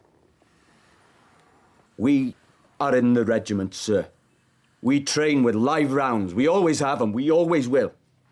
When specifically ordered to use blank rounds during one phase of the field exercise, we did so. And then we reverted to our standard operating procedure. We train for real, sir. And sometimes there are tragic accidents, but that is a consequence of training hard for real wars. And please convey my deeply felt condolences, sir, to the parents of Private Mitchell Anderson of Plaintown, Iowa, for their tragic loss. And at least he didn't have a wife and kids. That's some consolation. Better answer. And well done for finding out the victim's name. Though that last part was somewhat over-rehearsed. You think maybe a tear in the eye might help? Let's face it. This is all about you, isn't it, sir? You protecting your backside after a field exercise that you helped organize led to the death of a kid from Iowa. Is that what you think? It's a fair point. But please believe me, I am not protecting myself here. I'm protecting you. You're a good soldier, Llewellyn. What happened today was... A tragic accident, sir. Yes, sir. We move on, sir. Don't look down, no matter what the bloody... Don't look down, don't look back. We're a regiment, sir. And that's the way we do it. Thank you, sir. Dismissed.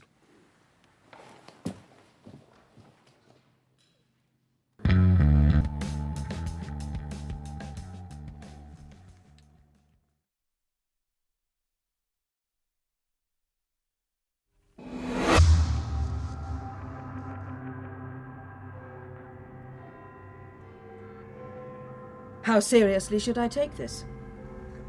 I don't understand the question, Secretary of State. I mean, how seriously? Is this going to turn into another curveball scenario?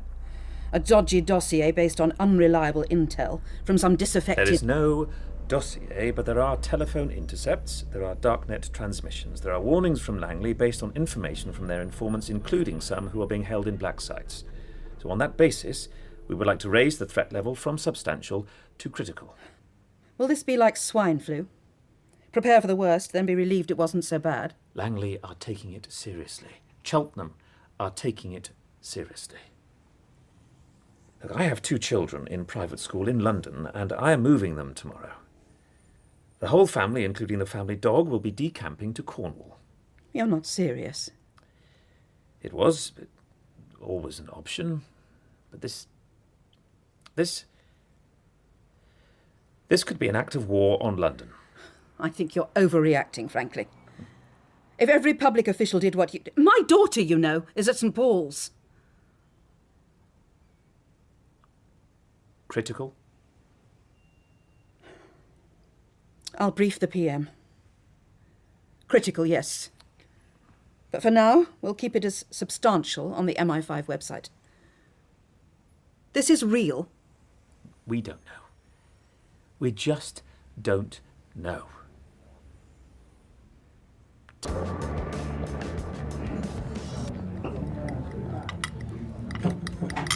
How would you do it?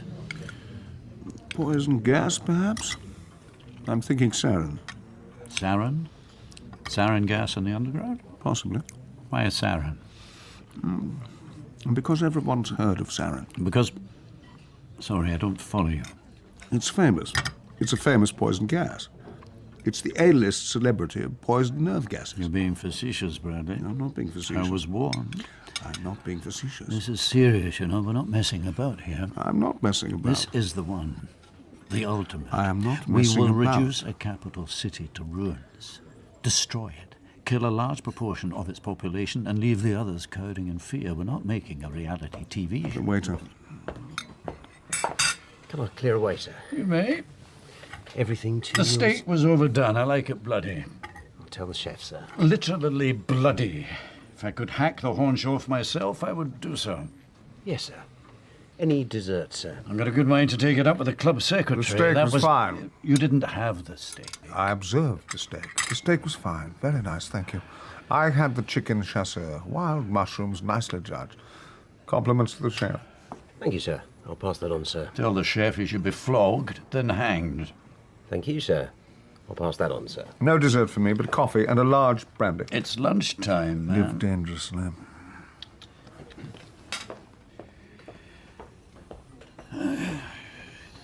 You're talking psyops. I am. Headlines around the world. Sarin gas in the London Underground. It's been mooted before, after Japan. It has potency. It has fear factor. Not good enough. In what way not good enough? Too predictable. Too easy to shut down the tube network. And besides, the number of deaths in Tokyo was relatively small. Well, that's because the terrorists didn't manufacture the gas to a sufficient degree of purity. And if their chemist had done his job properly, the death toll would have been, well, thousands, tens of thousands even. Still not good enough. I want millions to die, Bradley. You with me? Yes? Millions. Yes. Unutterable carnage. Bodies rotting in the street. Soldiers with gas masks, not because there's gas, just to protect them against the smell of decaying corpses. Armageddon. Buildings too. Raze them. Nagasaki. Hiroshima, Dresden. Wreck London. That's why it needs to be a bomb. St. Paul's in ruins. Parliament aflame. That's what I envisage. You clearly visualize this very intensely. Snook. Has to be a snook. Or larger, not a suitcase nuke, a portable warhead. A nuclear bomb, no matter how small, certainly has the ineluctable merit of being both terrifying and highly destructive. Hush. I didn't ask for coffee. You always have coffee, sir. You presumed. I anticipated. Nice bit of buttock kissing. Well done, Miller. Thank you, sir. We served together, you know. Northern Ireland. Ron Miller, Regimental Sergeant Major X. That's me, sir. Nice retirement job? Not really, sir. Ah, I see. Too close to home, perhaps. Too many toffee-nosed officers ordering you about in their very exclusive Navy and Army gentlemen's club. But it's in your blood, isn't it, being around officers? Despite your years of heroism, you still think they're better than you. You hate the Army, in short, but you can't survive without a regular whiff of it. I get you, former RSM Miller, I do. Your brandy, sir. Forgive me, I'm perhaps being overly loquacious today. You're an ignorant, gobby bastard, that's what you are, sir. I am. What was that about? Psyops. Not with you. Not literally. Well, it gets to be a habit, screwing with people's minds. You must be on a good wedge, these days. Not bad. Consultancy, wargaming, pension on top. If I got into the city as my dear brother had, I could have brought the civilization to its knees by now. Easy now. I don't want to hear any of your Marxist claptrap. Your father worked in finance. He ran an investment trust. Let's not talk politics. Yeah, agreed. Get enough of that from the Defence Secretary and the bloody PM. I bet you do. It's always politics with these buggers. Greasy polling, buck passing. Politics. Well, they are politicians. You know what I mean. I do. How's the brandy? It's good.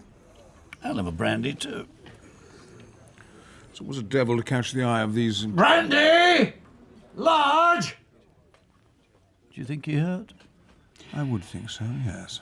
I got another year before I go. Retire, I mean. You'll be sought after. Do I want that? Not so sure I do.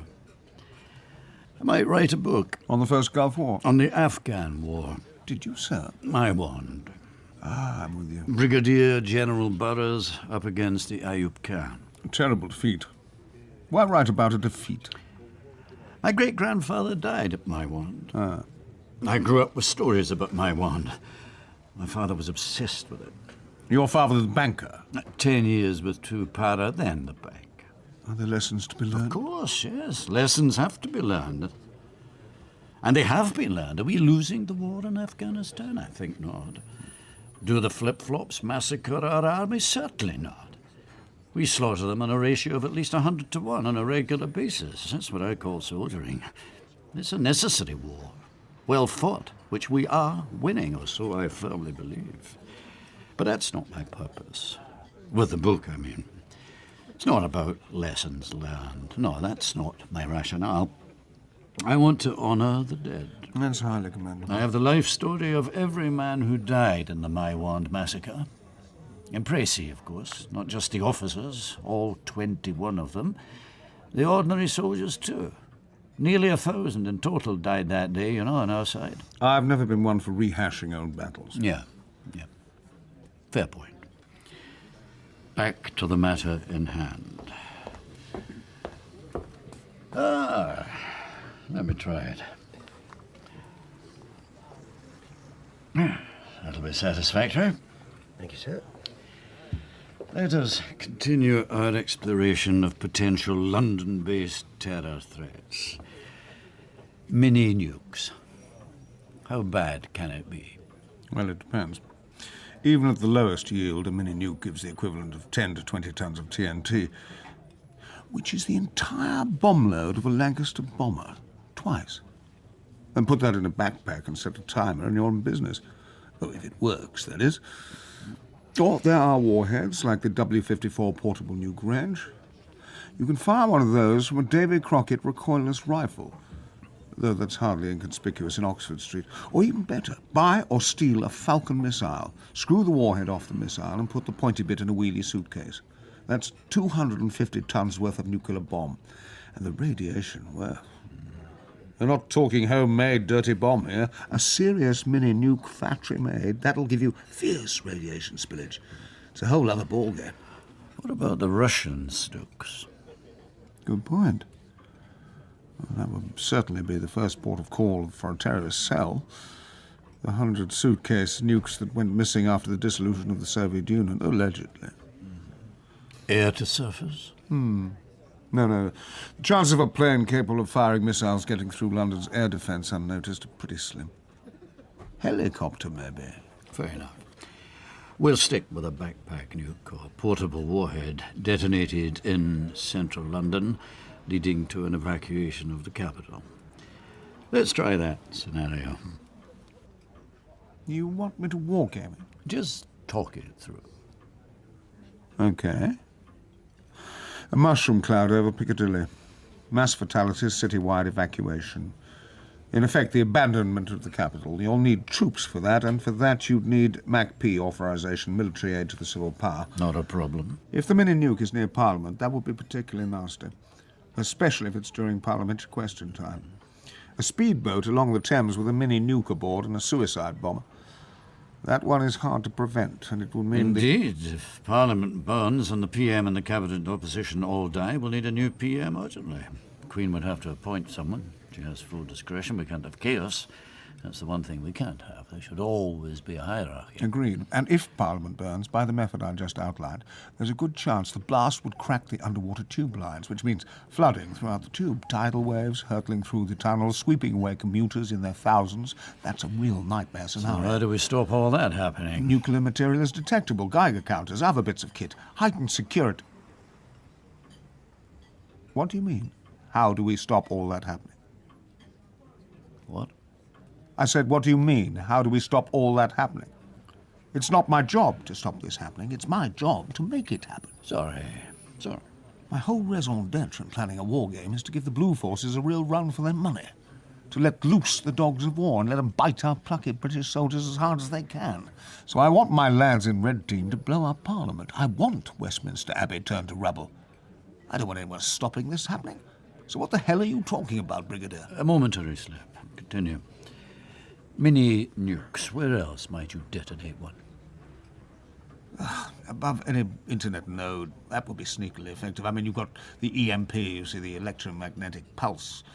Blow up a bomb anywhere outside the Ring of Steel in the City of London, and the EMP will take out the stock exchange and all cities' trading computers. Cyber war by nuclear bomb. Or... Is something wrong? Paranoia. What? Paranoia. I suffer from it. I always fear the worst.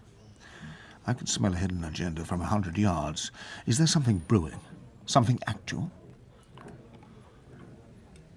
There's always something brewing, Bradley. Please, let's continue. You were outlining potential scenarios. Yes, of course. Perhaps we should discuss some potential antagonists and their potential motives. It's always good to have real-life models for the opposing forces team. It adds that tang of real fear to the equation. Who would be stupid enough to blow up a mini-nuke in London? Try real IRA, Libyan loyalists looking to avenge Gaddafi, Taliban zealots, Iranian hotheads, Hamas, Hezbollah, English Defence League, Ku Klux Klan, lone wolf libertarians with access to nuclear materials. The list alarmingly doesn't end there. In fact... Tell me about your Kurdish war game. I haven't done a Kurdish war game. That's not how war games work. It's red and blue, their side, our side. Fictional scenarios. The fictional scenario you planned and war game, that sounded an awful lot like the Kurds invading Turkey. That was somewhat controversial at the time. You really think the Kurds would? I've been through this. It all got blown out. The Turks got wind of it, you see. I was officially complained about. They felt they'd been excluded from the exercise, which in fairness, as members of the Allied Rapid Reaction Corps, they were. They also argued that the Kurds would never... Well, the point is, it was merely a scenario. An Iranian world domination. Ayatollah Khomeini as Blofeld scenario. We know for a certain fact that the Iranians use Hezbollah as their proxy army, so my thinking was, what if they extend that principle to other groups, such as, for instance, a fictional ethnic group known as the Reds? An oppressed fictional ethnic group. An oppressed fictional ethnic group which has the sympathies of the world, and who we cannot carpet bomb with impunity. My point is, and the point behind that war game was, the battle space is bigger now. It includes the world's press.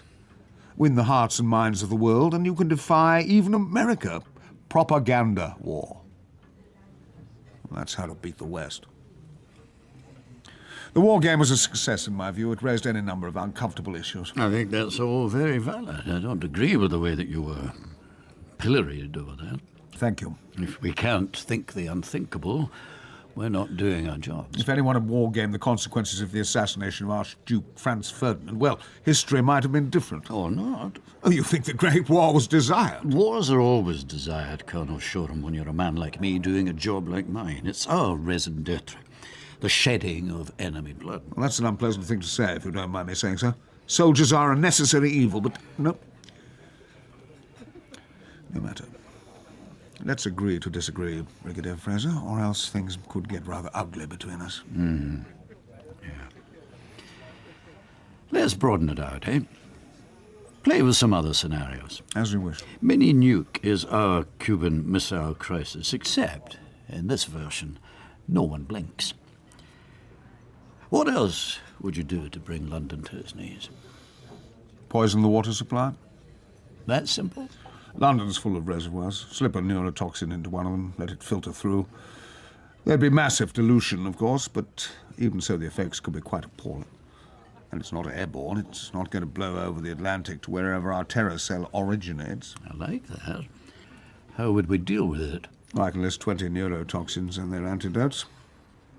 Pufferfishes, they're the very devil. Breed your own pufferfishes and you can bottle sarotoxin and kill thousands, and yet they're a delicacy in some parts. In Japan, like sushi. Sushi doesn't give you flaccid paralysis and respiratory failure. To continue, as well as neurotoxins taken from nature, you have nerve agents manufactured in labs, such as VX gas, or indeed sarin. We'll need secret stocks of antidotes, atropine and the like. Lorries bringing clean water from Wales. We can deal with that. Worth wargaming? Not by us. Every hospital in London will have wargame-compatible scenarios. Bird flu pandemic, swine flu, they're all transferable protocols. Though we could perhaps encourage the civil authorities to militarize their contingency plans. Bird flu is one thing, but we're talking about, well, even nastier stuff. Ebola, for example, or tweaked flu virus. That's a killer plague that some boffin cooked up in a test tube, oblivious to the fundamental law of science, Murphy's Law. The biological weapons are worse, but not for us, as I say. Nothing for soldiers to shoot at. You just need to educate the public to keep an emergency hazard kit in the garage and hope for the best. Would anyone be that foolish to release a tweaked flu virus? Not in my lifetime, I trust. And I have no children. But for now, let's keep this at the level of stuff we can fight against. How hard would it be for armed terrorists to secure the Mansion House during the Chancellor's speech? Hard. Very hard. The American College, then, not the embassy, too tricky. But a place that's emblematic of American values. More like it. Iranian embassy scenario. And the threat of a mini nuke thrown into the mix. Easier to threaten than to have. And the disruption caused by such a threat would be immense. Psyops again. Let us postulate. British economy in a mess, world economy in a mess, Greece going bankrupt, Germany enraged with the rest of Europe, banks close to implosion point. This is another of your improbable fictional scenarios, is it? Your point? I'm in the war games business, have been for years, man. Man and slightly older with greying hair and bald patch man. I've wargamed battles, I've wargamed campaigns. I've got ex-service friends who wargame for railways and the airline industry. Major companies wargame what will happen if they lose their market share. We live in the era of the wargame. But at times I ask myself, why do we never get it right? I mean, the Americans wargamed the Second Gulf War, but did they plan their Phase 4? They did not. They just blundered around, spent trillions, and now they've retreated with bloody paws and snout, and Iran has cemented its grip on Iraq. And, some argue, even controls the oil supply in Basra through its proxies. I mean, what's the point of going to war if we're not going to achieve our own selfish objectives? We fight a war for oil, and we don't even get the oil. I mean, how... Give me, stupid is that? We're back into politics, and by the way, I'm a conservative with a small c. And I still don't see where you're going with this. I'm saying let's think the unthinkable. Let's wargame the perfect economic, social and military storm. A terror attack, a threat of a mini-nuclear bomb in London, the country at a standstill, the city destabilised, British bonds plummeting in value, economic meltdown, political meltdown. A third world war played out in the stock markets. The end of capitalism. I've been briefed to commission a scenario based upon a hypothetical terrorist threat, not a loony left political extrapolation. Fair enough. He who pays the piper and so forth. However, if that truly is the case, I fear I may not be your man. You see, I don't respond well to irrational constraints. No, let's not be too hasty. Another brandy would mellow you, I feel. Let me beckon discreetly. Your restaurant bellow left me rather deafened. Miller! Brandy, bring the bottle. It's lunchtime. It's a working lunch. I think I... Excuse me. Private conversation. Beg pardon, sir. Damn. What? I said, damn, I should bring the bottle. It makes no sense unless... You've been toying with me, haven't you? Playing a game with me. You're a liar, Brigadier Fraser. If you were a serving officer, I'd have you on a charge for that. When you're beating about the bush without admitting there actually is a bush, there's always something brewing. Bullshit. It's real, isn't it? Even better, I'd briefed my sergeant majors to give you a thorough working over. Ah, those were indeed the days. It's real, isn't it? Come on, man, answer me. Don't use that tone with me. It's real. It's real. It's real. It's real. How real?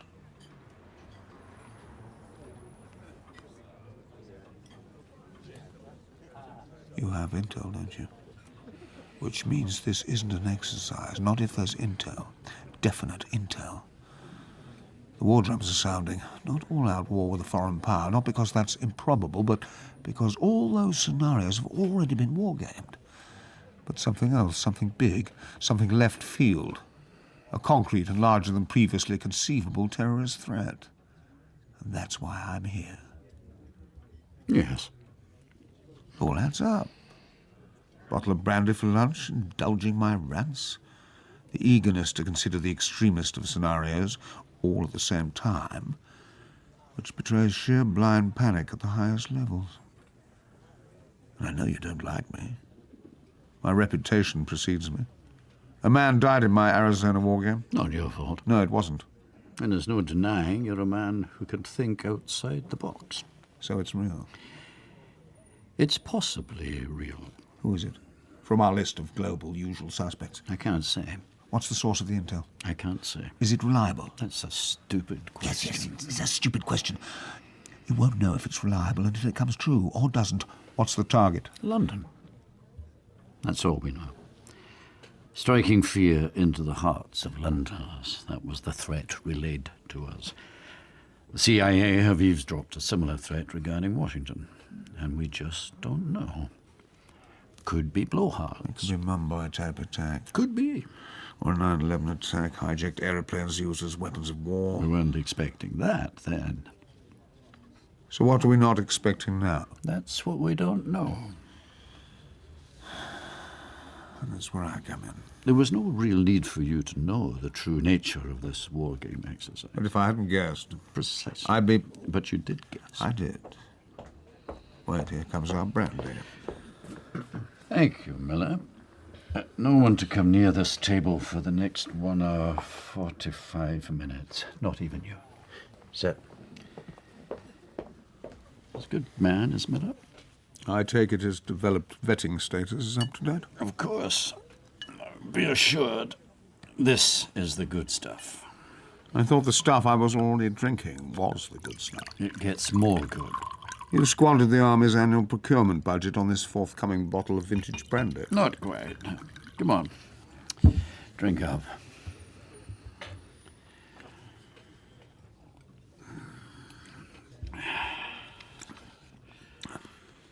You know I'm under a death threat. I'd heard about that. Israeli war game. I was the subject matter expert. Extraordinary experience being there. The Israelis, they're the real Spartans, in the sense of bred to war. They live in constant fear of extermination. Fine army. Yes. Fine sense of humour, too, the Jew. That's often been observed, yes. An Israeli colonel was kidnapped, am I right? A reservist, abducted by an acronym with an anti-Semitic agenda. Well, that's how the Israelis phrased it when they told me. They, the enemy, thought the colonel had detailed knowledge of the war game and could be tortured into revealing it. It was a total war scenario, you see, Israel versus Syria, in which the Israelis employed their most advanced weapon system. They called it the Project. Capital letters, the Project.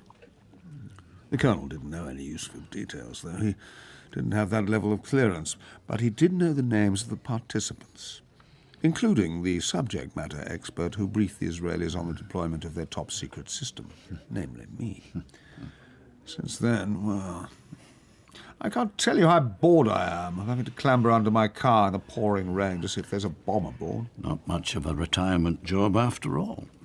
Extrapolative war. More dangerous than the real thing. Not quite. True. True. To business, then. I absolutely need to know the source of the intel. And the files relating to it. Verbatim transcripts of everything that's been said or posted or emailed. Not possible. I need to know. I'll see what I can do. I'll also need a higher security clearance. Done. And staff, handpicked by me. There was an operational analyst I used in the Scarlet Mountains war game. I'd like her on board. Not a problem. Budget? That's my headache. Just make unreasonable demands and I'll deal. And non-military types of some aspects of the role play, not civil servants either. Everyone who participates has to sign the official secrecy. I know some people who'd be sound. However you want to play it. Good, good. And the intel, the source, that's the key. I said I'll do my best. You need to do better. Forget need to know, Fraser. I need everything and anything you have about who's behind this. Who's the protagonist, or rather antagonist, in the broadest terms? I mean, I don't mean names and addresses, just who they are ethnically and why. If I knew who or why, I would tell you. But what I know is, well, nothing. Ah, then that's frightening. Yes. Better the devil you know, by far. Indeed. How can you fight an enemy who has no name, who just exists as a suppositional concept? I have to concede, I'm all at sea here. Are you? I'm not. What does that mean? It means you give me the answer to my question. We're back to sarin gas on the Tokyo subway. No. It's not them. It's not Aum Shinrikyo. Their leader is in prison. They're a busted flush. They still exist, though, under a different name. It's not them. I know it's not them, but it's like them. Someone else like them. Someone who no one has ever heard of. A network of crazies nursing world-destroying ambitions. Apocalyptic ambitions. Yes, I suppose in the broadest terms that's what we fear. An enemy who did not previously exist, with motives we do not comprehend. And I take it this unseen and unknown enemy has been acquiring nuclear bombs. Nuclear material, for certain. And very possibly mini-nukes. Very possibly more than one. RA-115s from Eastern Europe? That's one possibility. But we're just speculating. The darknet traffic is alarming, but it's short and specific. No government would be foolish enough to sell their illicitly stockpiled mini-nukes. The consequences would be... But proportionality would be the watchword here. Indeed. If we or the Americans think a nation is selling nukes, we'll bomb them back into the Stone Age. Unless by that point we ourselves have been bombed into the Stone Age. And that really is alarmist talk. Perhaps. Tell me what you're thinking, Bradley. You have that gleam in your eye. Faith. Faith? Yes. We're dealing with people who have faith. Muslims, you mean? I didn't say that. Muslims aren't the only ones who have faith. Oh, for heaven's sake, you can't Please, deny not that the it old was Muslims who bombed the Twin Towers. Towers. Muslims who started Brigadier. to set up the... May I make my point? That's why we're here. Faith. I used to have faith. And now I fear it. I used to... Your point remains distinctly unmade. My point is this. Forget Muslim terrorism for the moment. What about Christian terrorism? Ah, yes. Thought that's what you would say. Honestly, Bradley, I've heard this argument too often, frankly, and it's not comparable. And by the way, I'm a Christian myself, as if you didn't know. I did know, but you're not a zealot. They're the ones to fear. They're the ones who have an abundance of faith and an overabundance. Devout Christians shooting abortion clinic doctors, ordained Christian preachers resorting to arson, Christian identity fundamentalists at war with their own government. Look at Charlie Manson, back in the 60s, preaching Christian apocalypse. Look at the People's Temple in Guyana, the disciples of the Reverend Jim Jones, pretending to take poison while he ranted and raved for night after night. Nearly 1,000 people took cyanide for real on their last night there. At least 200 of them were children, murdered by their own parents. Or look at Timothy McVeigh, the Oklahoma bombing. He was very much hooked into the Reconstruction theology agenda, if I'm not mistaken. Yes, I'll grant you that. There's a log of the phone calls he made to Elohim City. I read about that recently. And look at the date of the Oklahoma attack. Mm-hmm. April the 19th, 1995. That's a date to conjure with. Did you know about that? No. What about that date? The date of the Oklahoma City bomb was not a coincidence. It was a commemoration. Because on the 19th of April 2 years earlier, the siege of the Branch Davidian compound at Mount Carmel in Waco ended in a fire that killed more than 70 men, women and children. We know McVeigh visited the site of that siege. It was his shrine. The American far right not only have their own martyrs, they have their own sacred dates. Add this into the mix. In the War of Independence, the Minutemen rallied at Lexington against the British on April the 19th. These things matter to some people. Beware April the 19th. But it's not just Christians. It's far more worrying than that. I mean, it's all faiths, many faiths. You have Hindu terrorism, Sikh terrorism, or come to that Buddhist terrorism. Ah, yes, that was the one to fear. The Harbinger, Om Shinrikyo, a Buddhist cult with American New Age leanings that sold drugs and murdered its own disciples. Yeah, I've read the briefing sheets on that sect. I know what... I don't understand it, you see. I really don't understand it. How people could... Some of them were doctors and scientists that were respectable. How could those people have been so credulous? Nonsense. An army of monks. I mean, hard to swallow, I agree. But look at what they did. What they achieved. They manufactured anthrax. They killed people with the botulinum toxin. Only one person in the history of chemical warfare has been killed by VX gas, and that person was killed by Om Shinrikyo cultists. They say that Om even detonated an atom bomb. Unconfirmed. But alleged. A massive explosion in the Australian outback, close to the Om Ranch. An asteroid? A hush-hush military exercise? Or a bunch of yoga-loving Buddhists setting off the first civilian atom bomb? Personally, I think it was probably an earthquake, but there's no doubt that Om could have done it. They could have built a bomb. They had the money, they had the scientists. I mean, that could have been a nuclear bomb exploding on the Tokyo subway, not sarin. There are indeed a lot of lunatics out there. They believed in power. Did you know that? The Om cultists, I mean, it means righteous murder. Killing someone so they can be more successfully reborn. Karmic murder. These people didn't whack their enemies, they powered them. It's not the Japanese. We've explored it. It's not the Japanese. Trust me on that. Fair enough. But if it is an apocalyptic cult of some description, well, all bets are off. For what it's worth, Bradley, my assessment is all bets are off. Then I definitely and categorically need to know the source of the intel, even if you have to burgle the headquarters of MI6 to acquire it. Consider it done. Priority number one is to find out what the cultists believe in. If indeed they are cultists, as I now strongly suspect they are, I can't wargame unless I have some insight into the psychology of... There is no psychology. They're just lunatics. There's always psychology. The more lunatic these people are, the more psychology there is. In any case... Now, here's an idea from left of field. Have you considered that it may all be a bluff? More psyops. That's what I would do if I were a megalomaniacal apocalyptic cult leader.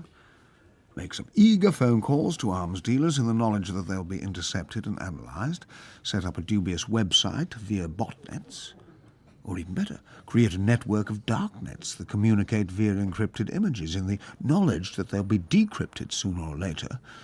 Then press the requisite buttons with code words like martyrdom, fissile material. Scare the world into shutdown. I mean, that's the danger of our technological surveillance culture. We can hear a wolf howling 3 continents away, but are we sure it's really a wolf? Come to think of it, it could even be some teenage hacker with pimples doing the same thing, playing an elaborate April Fool on us all. Have you considered that... No, I can't buy that. Not a teenager. That's absurd. Is it? Let's face it, nothing's absurd, Brigadier. Think of Jonestown. An entire community committing suicide on the say-so of a man called Jones. Or the Heaven's Gate cultists, self-castrating Star Trek lovers. Or a rich Saudi with a construction firm called Al-Qaeda declaring war upon the West. Nothing, absolutely nothing is absurd. Nothing can be ruled out. Yes. I concede your point, but I have to say we may, I fear, need a second bottle of brandy. It unsettles me. I have a daughter. She's 26. She's talking about having children. I should feel happy. I don't. Countries at war, that I understand. Realpolitik, yes, but all the stuff I've been drilled in over the last few years. Schools for martyrs, schools with actual children for martyrs, cults, gurus and their clones. That's what they actually call them, the acolytes, clones. Briefing notes which reference the book of Revelations. This job is getting to me. Easy, man. Yes.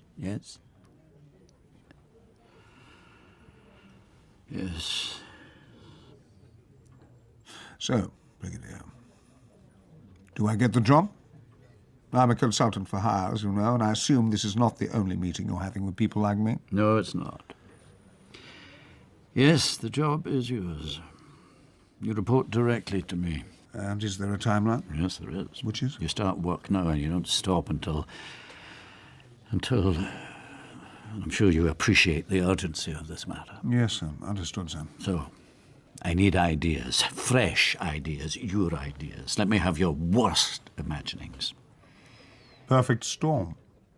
We're back to that. Ah, I see. I think I finally see what you were driving at before the brandies. You'd need money to achieve it. I think these people have money. If they didn't, we wouldn't be so alarmed. A lot of money, more than even Om had with their fleeceable renunciants. Government money. Country money. A proxy. That's what some analysts suspect. An apocalyptic cult, state-funded to scupper the West. We don't know this for certain. It's just one among many speculations. But it's up there. It's one of your top 10 nightmare scenarios, which is why you fall to me. My war game about Iran using proxies to expand its territories. Why not go one step further? If you're an expansionist state, why not fund a cult? Buddhist, Christian, Muslim, wacky, it doesn't really matter which. A new religion, Japanese style. A group of fanatics with the technology and the acumen to whip up a perfect social, political, and terrorist violence storm as a precursor to what? A destabilization of the West? The toppling of the American hegemony by taking out one of its greatest allies? Dangerous, though, for if you sow the wind, you may reap the whirlwind. The point behind that metaphor being that you can't control a cult. Only the guru has authority over his clones. So, maybe it's the cultists who are driving this. Maybe they've come to an understanding with a rogue state, or with rogue elements in a state. Like the Revolutionary Guard in Iran. They're not just an army, they own companies. They have assets worth billions. They're a state within a state. But this doesn't feel like Iran. We know Iran. We know that particular devil of old. Maybe I was right the first time. Christians. American right-wing survivalists, the people who were convinced that the Federal Building in Oklahoma City was a concentration camp, where the bodies of US patriots were incinerated on a daily basis. Which is why McVeigh blew it up. And Timothy McVeigh himself, well, now he was one of our own, wasn't he? A soldier whose job was driving a snowplow through the killing fields of Iraq after the first Gulf War to scoop up the bodies. Where do these lunatics come from? Perhaps we breed them. Perhaps we are the recruiting sergeant for our own enemies. You're not saying anything, Brigadier.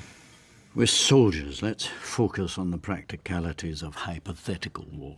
Very well, let's talk about war. Our hypothetical apocalyptic war. Nonsense. There will be no apocalypse. There will be just great unpleasantness until common sense prevails. What kind of perfect storm? Mini nuke in central London. Triggers all the protocols. We evacuate, add sarin in the tube. Throw in a series of bomb threats on the M25 and M1, South Circular and North Circular, and you stymie all attempts at orderly evacuation.